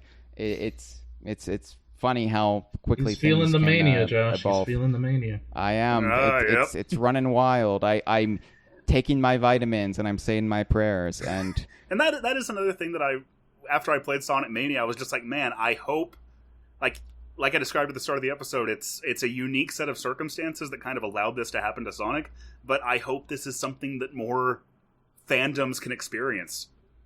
Absolutely. Yeah, absolutely. And I think it's cool when a company embraces its fans. You know, you're seeing a lot with Rare ever since the Renaissance, where, you know, Rare's really bringing their fans into the fold in the development of Sea of Nintendo, Thieves. however, Playtonic's had a great rapport with their fans ever since, you know, they developed as a company and officially except for announced when they fire them. Don't even tread I love there. poking the fire. Don't need any more YouTube comments. Angry YouTube comments. Joe cries tears when he reads them. Poor Joe. What I'm thinking though is that because Josh did a series of videos on them on the Metroid series, and of course the Metroid 2 fan remake. Another Metroid 2 remake was DMCA'd by Nintendo a few days after it Which came I out. get, kind of, I guess. Whereas, well, I mean, yes, they.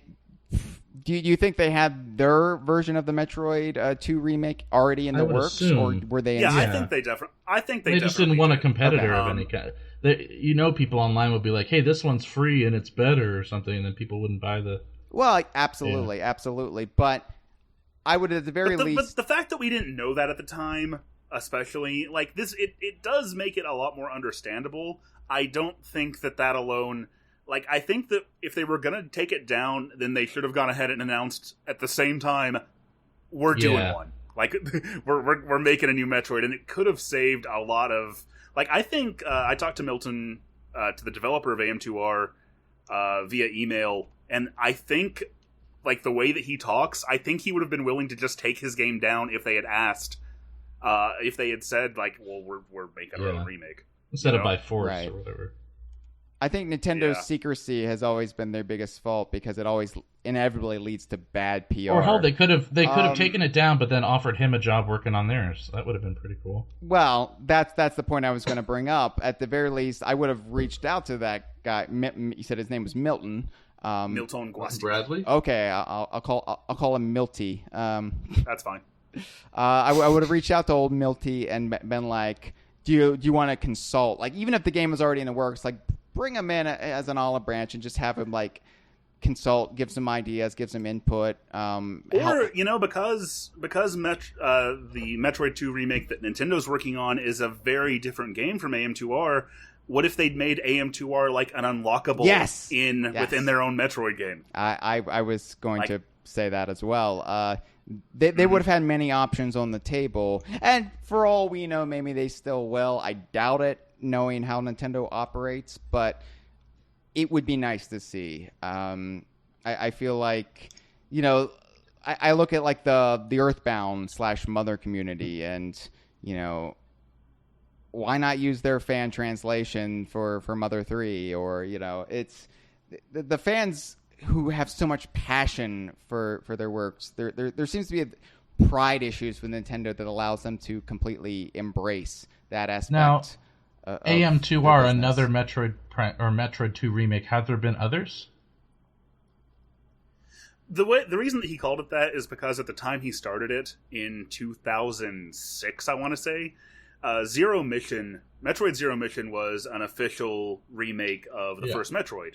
And after it came out, there were a lot of people within the Metroid community who were like, well, Metroid 2 also needs a remake. And so there were a lot of fan games in development with the goal of remaking Metroid 2. So he called it that as a sort of tongue-in-cheek name. None of the other ones got completed. And now neither did his, I guess, right? Or did he complete it? No, he did complete it. Was it available for a time before they took it down? It was available for a few days, which, you know, so it exists out there somewhere. It's out there. Yeah, you can find it, no problem. But the thing is, he had planned to do like updates and to add more content and to make patches and stuff.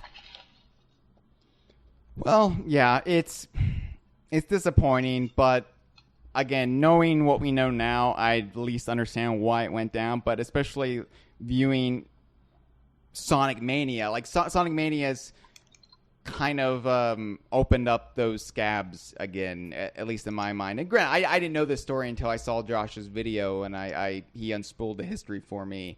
And I remember feeling angry, and then after E3, I was like, oh, that makes sense. I remember discussing that with Cameron on the show floor at E3, and one of the miserably long lines this E3, and I was like, okay, well, at the very least, I understand Nintendo's decision. But now Sonic Mania has come out, and I'm just like, well, wait a minute. They could have done this. They could have done that. It's a shame. Anyway. Well, I think Nintendo just has a very... sometimes it seems like a very rigid corporate culture. Yes, they do. And there's also other factors in play. You know, there's the East-West divide. There's... I think just a general level, like I said, pride that comes with Nintendo. You see it even in their own official Donkey Kong games where they're hesitant to reuse Rare's characters, except, you know, for the bare minimum. I think there's definitely a level of, well, we didn't do that, so let's ignore it and just create our own thing. That's the way we operate. But I guess, you know, Sega does prove they do what Nintendo don't. So... Conker, real quick. Let's cover Conker. Let's do it. This is interesting. Josh, I'll let you start. Oh man, I was hoping that you guys could go first. I don't really have anything prepared for this one. Fine, Nick. Conker. Let's see. as far as a Conker Mania type of thing? Yeah. For me, it's weird, but if the Mania moniker tends to be throwing back to an older form of gameplay, then I don't really think about the gameplay with Conker that much. I usually think about... Exactly, Yeah, yes. so that's kind of the problem here. So I don't think it wouldn't be right for a Mania, I don't think. Unless you wanted to do a Pocket Tales comeback, but no one would want that. Well, here's what I would do, okay? And I'm glad you brought that up because it actually just lets me spring into mine.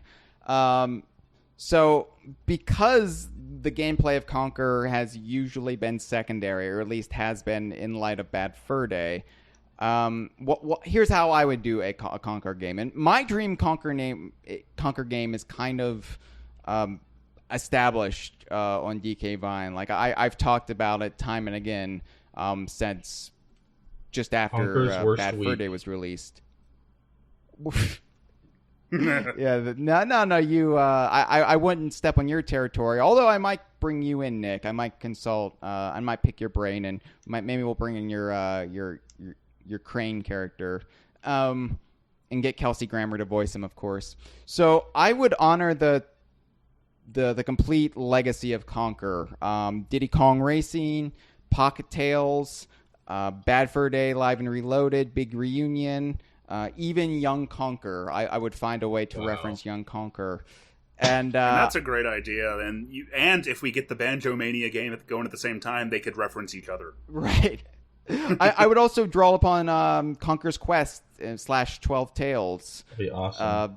Which would come hand in hand with the Pocket Tales references. But I guess the best way to pay tribute to the spirit of Conker in an authentic way is to not just do a retread, to just not do something again, because Conker has never really been stagnant.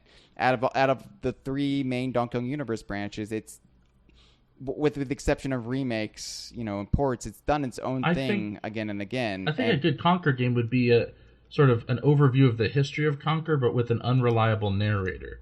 So, like, it would be Conker talking to, say, his kids or something, if he ever had kids, and he'd say, "Let me tell you about my whole life." Starting back, it would begin with 12 Tales type of style and Pocket Tales throwbacks. It would go into Bad Fur Day, Young Conker, Live and Reloaded, but it wouldn't be the exact same events because he's changing the story. You know what I mean? Well, that's one way you could do it. Cool idea. I like that idea. Although I would argue that it might be too close to Live and Reloaded, which, granted, we fan-wanked that was an unreliable narrator, and that explains the disparities between that and the original. But I think you have to let the storytelling and humor and pathos take priority, the writing take priority, rather than gameplay. You can make the spine of it similar to Bad Fur Day's gameplay, because whatever, but after that, just go crazy. And Conker, I feel like, because the meta structure of Conker, the kind of tongue-in-cheek, fourth wall breaking game that it is, you could go kind of crazy with fan service, and it wouldn't feel exactly shoehorned as terrible as I would fear. Sometimes fan service could. Of course, my dream Conker game is modeled after Dante's Inferno because Chad and I are pretentious assholes. But Devil May Cry did that already. I like the. What's that? Devil May Cry did it already. Okay, well, fine. Well, Conker May Conker Cry references a lot of things that have already been done. Conker May Cry. But I think maybe mashing up with like Dante's Inferno and like the Dirty Dozen, like have Conker form a team of like a people that storm the gates of hell, and so you could have his baby driver, be Bumper, and bring Bumper into the Conker series, being the masturbating deviant he is. Amazing. You could have him, team with Greg. You could. I would absolutely. Yeah, I would absolutely agree with that. Like, do what Big Reunion seemed to be hinting towards. Yes. And bring in as much of the Diddy Kong Racing cast as we can legally get away with. I wouldn't want to bring in the whole Diddy Kong Racing cast, because once you associate them with Conker, you kind of taint them as far as whether they can interact with mature anybody else. characters. Yeah, I and can which see we've that. kind of gotten away from too. Big Reunion's teen rated. I believe Young Conker is Just Bumper would be 10, but yeah. But I would have Evil Eggcorn be maybe a mini boss in the game, like maybe he's in hell, like and it's like Bill and Ted's Bogus Journey. There's Conker's biggest fear is having to face this idiot again, not because he's afraid of them, but just because he's named Evil Acorn. I don't know.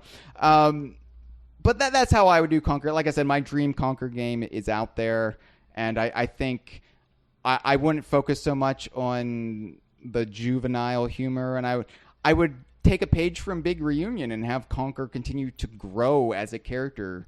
I feel like that was the reason I love Big Reunion for as short as it was Conker seemed to almost be shell-shocked throughout the game, like he was a different guy than he was portrayed, chronologically 10 years earlier in Bad Fur Day. So I would continue that character development and have it not be so like laden with the kind of South Park pissing in the wind kind of humor, and have it be more loaded with smart humor and pathos and some poop humor, because I'm still 8 years old at heart, but Sure.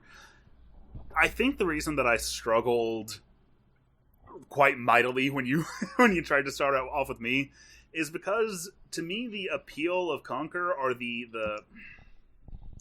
what people associate with Conker, particularly from Bad Fur Day, is I think even more so than Banjo, is defined by its author, is defined by right. By Chris Seaver and Robin Beanland. Like, doing a Conker game without those guys, or without at least Chris Seaver at the helm, which is what Sonic Mania is. It's a Sonic game made by the fans. Would be awfully strange in the first place. we'd have to find somebody else to voice Conker, for one. Well, I think you could get Chris Seaver to voice Conker. He's done it before, Sure. And he voiced Conker in Young Conker. He didn't know what he was getting himself into, I believe, but he was still there. Oh, I didn't even know he voiced Conker in that game. Yeah, so I mean, Robin Beanland is a must, obviously, but to speak to your point, I think the reason it's not a big issue with me is because in DK Vine lore, Pocket Tales cast such a large shadow, and Chris Seaver was not really involved with that game. So I think because of that, I don't view it the same way I view the Banjo series, which is basically Greg Mayles and crew's baby. I view Conker, I definitely associate Conker with Chris Seaver, because how could you not? But I also think it's not a make or break situation. You would have to get him to do the voice, and if not him, then get Chad in there to voice him. But well, of course, yeah, that's my take. I'll tell you what.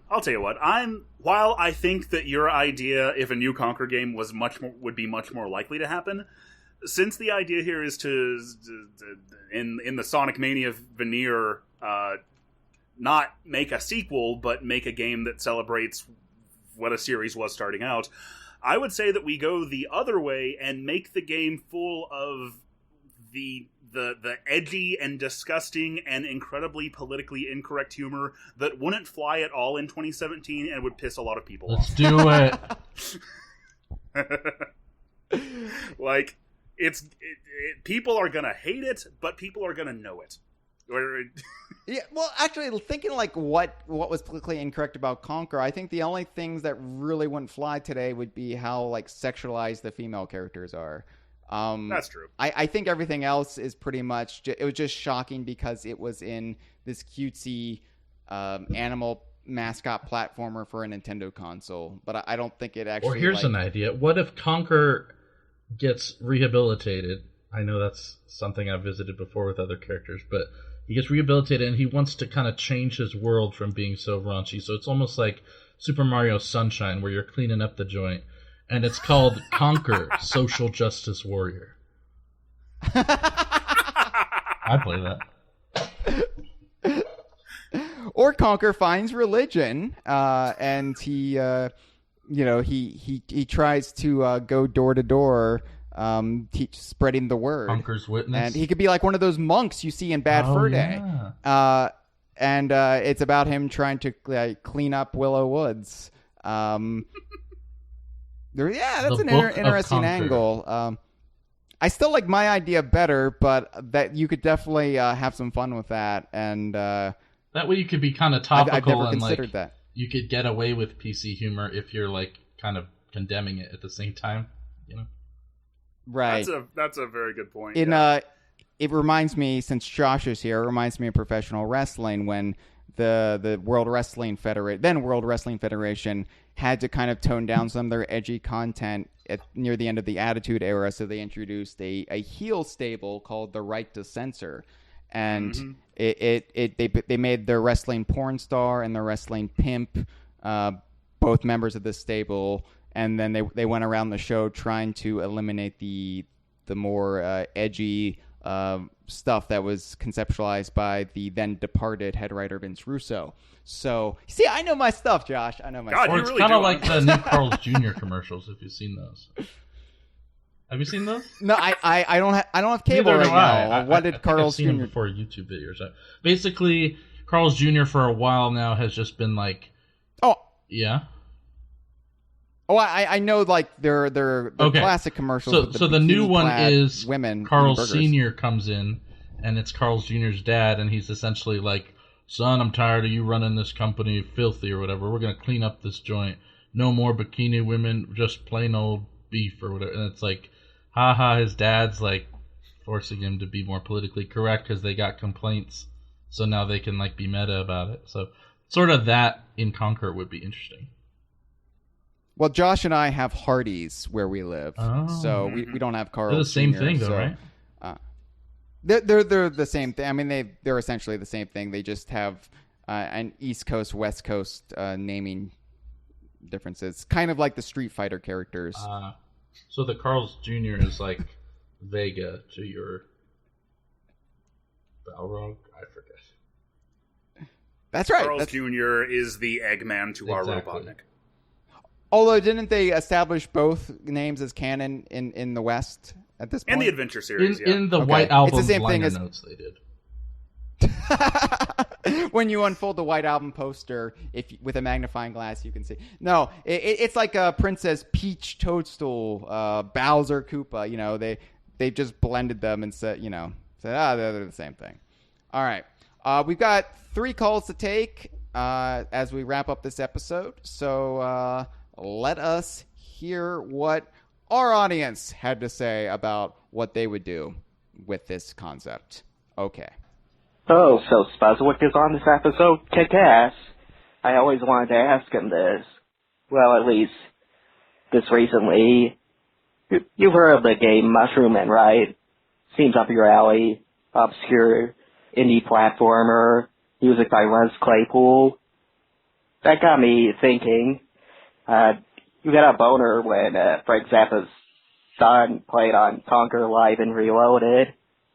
What if you could choose a celebrity, a well-known non-video game musician to play on or compose on a DKU game, who would it be? I know Hyle would just say some obvious classic rock musician that would never happen, but your taste in music seems more likely, yeah. Does Sonic Mania have anything like this? Who cares? Wow. Okay, who was that? I never know how to end these things. That's ILDC. ILDC. Okay. Thanks, ILDC. I like when Ill Dick, as he's known on the streets. Yeah. Now to answer your question, not that you care. Sonic Mania is composed by a guy named T. Lopes. Yeah, who's known for composing Sonic remixes in the fan community. So everything about this game is very inspired by people in the fan community. All right, so then this call is kind of multi-tiered. So first, let's pick a fan composer to say we would have them compose music for. Let's stick. Well, it depends on which fan composer we pick with which series they would do. Composer. I thought he was asking me what composer. musicians I would have do it. Well, we'll do two tier. First, we'll pick somebody, Okay. and to keep it to Sonic Mania, we'll pick somebody who does fan remixes or a musician in the fan I community. don't really know many of who, those. But... yeah, Matt there you Corno. go. Easy. Yeah, I'll pick Matt. Well, Nick is also a talented musician, and he has his new album out, Nick Prol and the Proletarians, Loon Attic, available now. So I would say I would want both Nick and Matt. I would love to. That'd be to a compose match made in music. heaven. That's good. So I'm not sure which series would be best suited. Actually, I would think Conker or Banjo would be more suited than Donkey Kong for Nick and Matt. But I think I would still want to have like Wise or Kirkhope or Beanland or I don't know Norgate or Yeah, depending Evelyn on the Fisher. series, like doing a Donkey Kong Country game when you have the option of David Wise and not going with David Wise would be really suspect. I would want like Matt and Nick to compose, a couple pieces of music that could be used in appropriate Sure. places, and I think Bonus that's levels what I or would do. something. Yeah, or like maybe like for one of the like Kong helpers when you go visit them, or maybe for something completely off the wall like the DK rap. I don't know, but so to actually answer Il Dick's question, what's actual like not actual because that's dismissive towards you, Nick. Sorry. What's well-known celebrity musician would you pick to? And I would say the ground rules would have to be they have to actually be alive. This can't be like fantasy casting. You can't actually have Zappa, Frank Zappa, Nick, or I can't have Bowie. So, Nick, I'll let you start. And they have to be super well known, or just? Well, no, but I guess his question was because what was it, Dweezil who did He stuff did. for He Live did and one Reloaded? song on Live and Reloaded. Yeah. Okay, so I guess they can be on par or greater than Dweezil Zappa. Well, when it comes to composers, like I would always, I see a lot of similarities to Grant Kirkhope and someone like Tim Smith from the Cardiacs, but Robin Beanland like straight up referenced that music in Mr. Pants, so that's already kind of been done. Actually, it's a great soundtrack, and it's very Cardiacsy. Someone like J.G. Thirlwell, who goes by the name Fetus as his musical moniker. I think he did music for the Venture Brothers. That's how like most people would know him, but he's a really great composer as well. I could see him doing something for a Conker sequel if there was ever some sort of exploitation movie or spy type scene, or any of the movie reference scenes would be pretty cool. Mike Patton, I would love to get. As far as famous though, like it's kind of I'm sure Grant Kirkhope would agree. Like he would probably give over his role in a second. Danny Elfman would be great for a banjo game. But yeah, those are just some off the top of my head. All right, Josh. I feel like you guys, probably Nick in particular, are way more qualified to answer this question than I am. I've just sort of described before on this show, I think that the things that I'm interested in, I know a lot about, and the things that fall outside of those bubbles, I'm kind of oblivious to. I feel you. Popular music is kind of something I'm oblivious to. I've been going through my music folder here, trying to think who of these artists reminds me in any way of like a Donkey Kong or a Banjo. And the funny thing is, it's mostly just wrestling music in here. If I can just interrupt, I thought of who I would have do a Donkey Kong game. Adrian Belew, who is a guitarist who's been with tons of people, including Bowie, to Zappa, to King Crimson. His solo stuff is very jungly, and he has songs about rhinoceri and stuff like that. Would be perfect, and he can make guitar tones that sound like ambient animal sounds, so that would be perfect. Okay, sorry. Yeah, what Nick said. Just that's my answer. I don't know. I actually don't know hardly anybody that he's even talking about. Like, I recognize the names, but I couldn't really tell you. Well, that's about. just certain worlds don't overlap. Like, I don't know about wrestling. It's not no big deal. Yeah.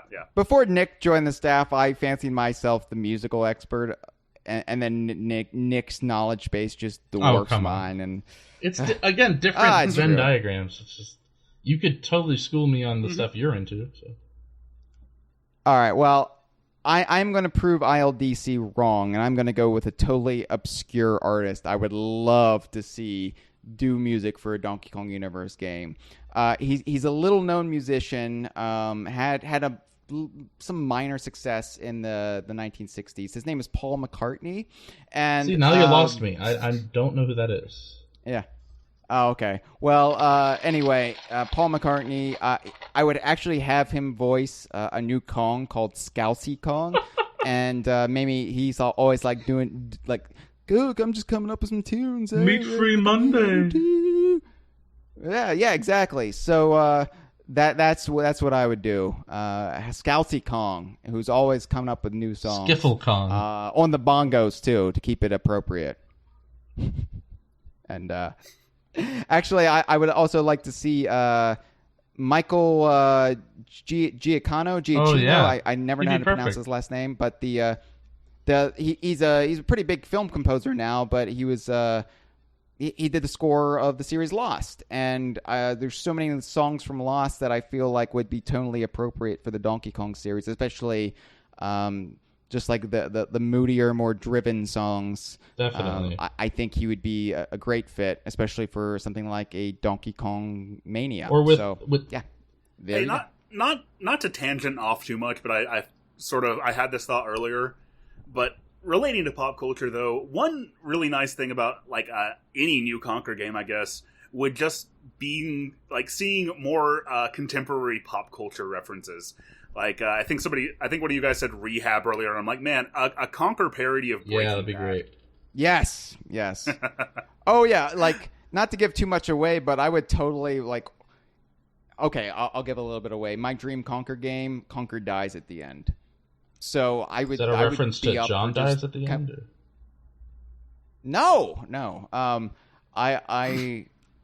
But I would just totally... ape the end of Breaking Bad with his death scene. I think it's awesome. Yeah. So although if we could get that same music, I guess I got Badfinger, baby. Right.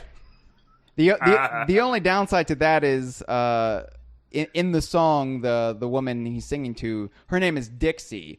So it would actually be more appropriate for Diddy's death scene, but I would never kill Diddy Kong. So now it's a shame you mentioned. You can tell I thought about Paul this. McCartney voicing a Kong. It's a shame because we have Bluster Kong, right?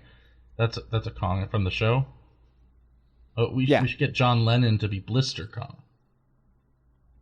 Think about it. Wait! But it was Ringo who had blisters on his fingers. Is there proof of that? Oh, okay. Yeah. Because he was then drumming. It's Ringo. I ruined the joke. Okay, he threw his drumsticks across the room and said, "I've got blisters on my..." Yeah, so anyway, it was Ringo. While spacing out and not being able to follow your Beatles references, I realized that my girlfriend's been listening to these episodes that I'm on, but she won't be able to listen to this one because we're still watching Breaking Bad. And you just spoiled it, you bastard. Oh, I mean, the end of Breaking Bad when Walt cures his cancer and... No, dude, it's okay. I personally loved how in the last episode, Walt Jr. Basically said to his dad, "You know what the greatest trick the devil ever played? That he doesn't exist." And they dropped his crutches, and it turned out he could walk the whole time. Yeah. All right, let's get to another call. And is there anything you've been waiting to watch that you would like spoiled for you with this call? No, we're just watching Breaking Bad right now. Okay, like Citizen Kane, the Rosebud was the sled. Sixth Sense. Yeah. I heard that Snape killed Dumbledore. Hey guys, it's Ethan or Bayan the Bear here, and okay, so I heard you were doing a sort of what if Donkey Kong Mania happened, basically. I know you essentially said it was for just any DKU game, but I feel like probably the biggest thing anyone would draw to is sort of a Donkey Kong Mania, or Donkey Kong Country Mania. Now, honestly, I don't think a Donkey Kong Mania is something that needs to happen. Like, Sonic has been in a very tough spot, like a very, very tough spot. So I think Sonic Mania was almost kind of needed to really, bring back the series to its glory days. And I know, which is basically something they've been trying to do for like the past 7 or 8 years. And, that's been going well. But Donkey Kong, with Returns in Tropical Freeze, I think he's pretty much back. So if we get a new Donkey Kong game, like, as much as I want ACM graphic style to come back in some way, shape, or form, I don't feel like Donkey Kong really needs to be a giant boost in nostalgia, because, like, look at Returns. Probably that's game's biggest problem, because it just felt almost in many ways like a rehash of the first game, and just taking out a couple things that made that game so great, like the Kremlings and other Kongs. So personally, I believe that if we do get a new Donkey Kong Country game, I'd rather it just be building off a Tropical Freeze and its graphical style. As for any other games that could use it, I don't really know any. Like, some of the other big ones like Banjo-Kazooie or Conker, I would rather just have them build off the previous games rather than try to emulate them. But, yeah, that's basically what I thought. I would ask you what games you think you should be maniaized, but I guess we'll be covering that in the video, but I guess that's just my perspective on things. Although probably Saberman Mania would probably be really cool. Okay, bye guys. It's interesting. His viewpoint was kind of mine before we actually set out to do this episode. So I'm wondering, Ban Bear, you'll need to call back in and see if we changed your mind at all, like mine was changed. Well, to be fair, we were talking earlier, like a Donkey Kong Country 4 alongside Baja Blast. Right. Like, I would love that, but I think that in the market, that would be too much 2D Donkey Kong all at the same time. Like, a Donkey Kong Mania would need to happen alongside, like, a revival of DK64. It would need to be a game with a different style and that has a different focus. I mean, this is just fantasy casting, though. It's of course. Not. I mean, like, okay, say like for the 25th anniversary of Donkey Kong Country in 2019, like Super Smash Bros. 5 will come out, sure. Right. So anyway, I mean, once upon a time, Nintendo, was releasing multiple Donkey Kong games a year, and it didn't seem outrageous. But I see your point. 2D Donkey Kong games when the hardcore Nintendo fan base rebelled against just one in 2014. It's a fair point, but I still now am in love with this idea of having Arcade Canadian 2 having both a third retro style game and a revival of the more rare style. So anyway, thank you for the call, Ban Bear. And we have one more call to get to, and then we'll wrap it up with our final thoughts. Hey there, guys. Malik calling in, and I'm going to give my 2 cents on how one would approach making a Conker game in this day and age. This idea is probably the most difficult, at least out of the big three, because Conker lives and breathes on the fact that it was raunchy, and I don't think you can just do that again, at least not without something to back it up. Now, Bad Fur Day, while I love it so, the gameplay is one of the weaker parts of the game. I mean, I don't go back to Conker because the gameplay was oh so riveting. So that's where I put the focus on for a new game. Gameplay that was in the style of, say, 12 Tales Conker 64. Something similar to Banjo while adding some stuff of its own. And the game could still be raunchy, but it wouldn't be the main focus. There would be something to balance it out. And, yeah, let me know what you guys think about that idea, if there's any meat to it, and if there's anything that could be added on top of that. Anyways, that's all for me. I will catch you guys next time. Later.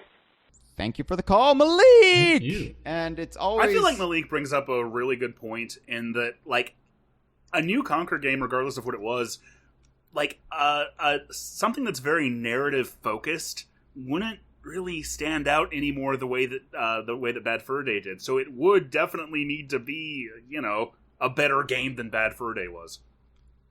Yeah, although I feel like there's actually a market for narratively driven games now. You look at the Telltale games, and I mean, I feel like Conker wouldn't be such an anomaly in this day and age on a console or what have you. But you could go in the opposite direction and actually make Conker a meatier experience in that regard. And like I said, Conker, in my mind, Conker isn't so defined that you couldn't do that, and it wouldn't feel like some sort of slight or aberration to the heart of the series, because I feel like Conker is the most malleable of the three. Sure. Yeah, I would agree, and that's probably also why it's the most difficult to like pin down what exactly you would want to do with it. See, that it wasn't for me. Like for me, that was Banjo. Weirdly enough, for me, Conker. I've been fantasy casting my dream Conker game for years now. Back when I thought we would never get another Conker game again, before the weird resurgence of Conker just a couple of years ago. So yeah, I mean, for me, like a new Conker game is almost as natural as a new Donkey Kong game for me to like masturbate and imagine what I would do with it. Figuratively masturbate, of course. Anyway, thank you for the call. I would bring in Ryan Stiles and make him. Did you say Brian Stiles? I almost did, but I corrected myself. Oh my god, Brian! I was a huge Who's Line fan. Stiles are all the various glam outfits that Brian Eno wore in Roxy Music. See, Nick went with the Roxy Music reference because he's the musician. I was going to say Brian Stiles would be the Waluigi to Ryan Stiles that I would introduce in the next Conker awesome. game. The Wario kind of evil version of Ryan Stiles, who would be terrible at improv. So he would be right at home here on the Kongversation. All right, final thoughts. Sonic Mania, obviously this is a topic I knew little about going into it, and it's something I'm not going to be well-versed in until I play it. And even after I play it, I'm still not going to have the history that you guys have. But now, after talking about it, you get it a little bit more, right? I absolutely do get it, and it actually makes me kind of excited that it's success. I assume Sonic Mania is selling well. I mean, I haven't looked at the game charts, but how could it not? Man, I mean, the thing, like, it's a $20 game. It's insane the what you're getting for $20 out of this game. Right. So its success will hopefully inspire other companies to say, you know, we could do this because one, it's easy money to bring in other people to do the work for us, and two, it's going to bolster our fan communities and make people more passionate about our product. At least that's my hope. But I don't know. What do you guys think? Like, how do you want to like put a pin in it, so to speak? Well, I see it as a refreshing and hopeful turn of events to have loving fans be embraced by the company that they grew up with, and for Sonic to be, you know, no shame or hate towards the people that like all the past recent Sonic games, but for those of us that like the old school ones, for it to kind of be redeemed in many ways as a legitimate property, or at least one that can have both. And Sonic Mania, while now that I've beaten it twice, which is 6 times less than Josh has, but I feel more compelled. Dude, I'm going for 14. Well, I feel more compelled to play the new levels over again than I do the remixed old ones. So I just really look forward to seeing what they do next, really.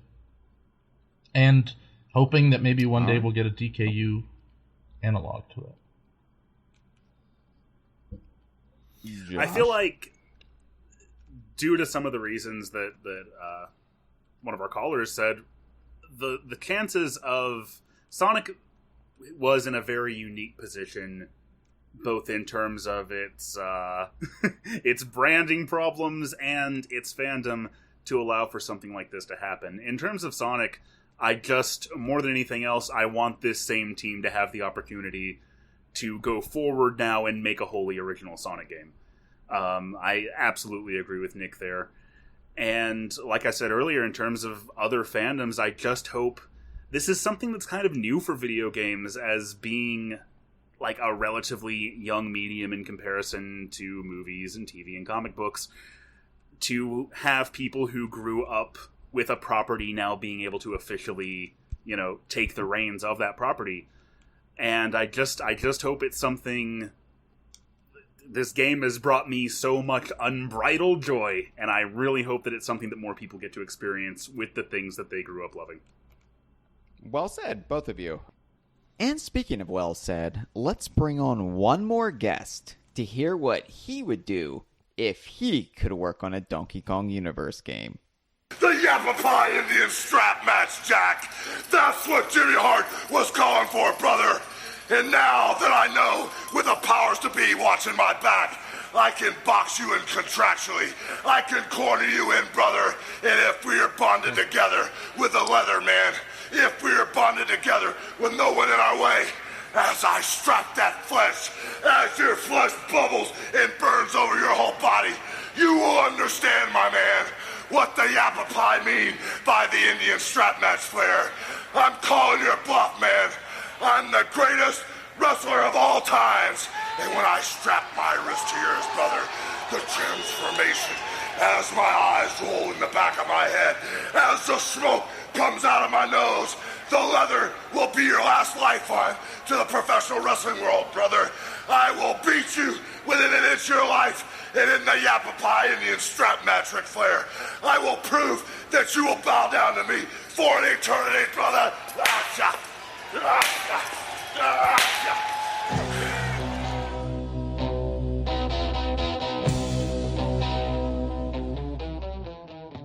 This has been a File 2 production. The Yappa Pie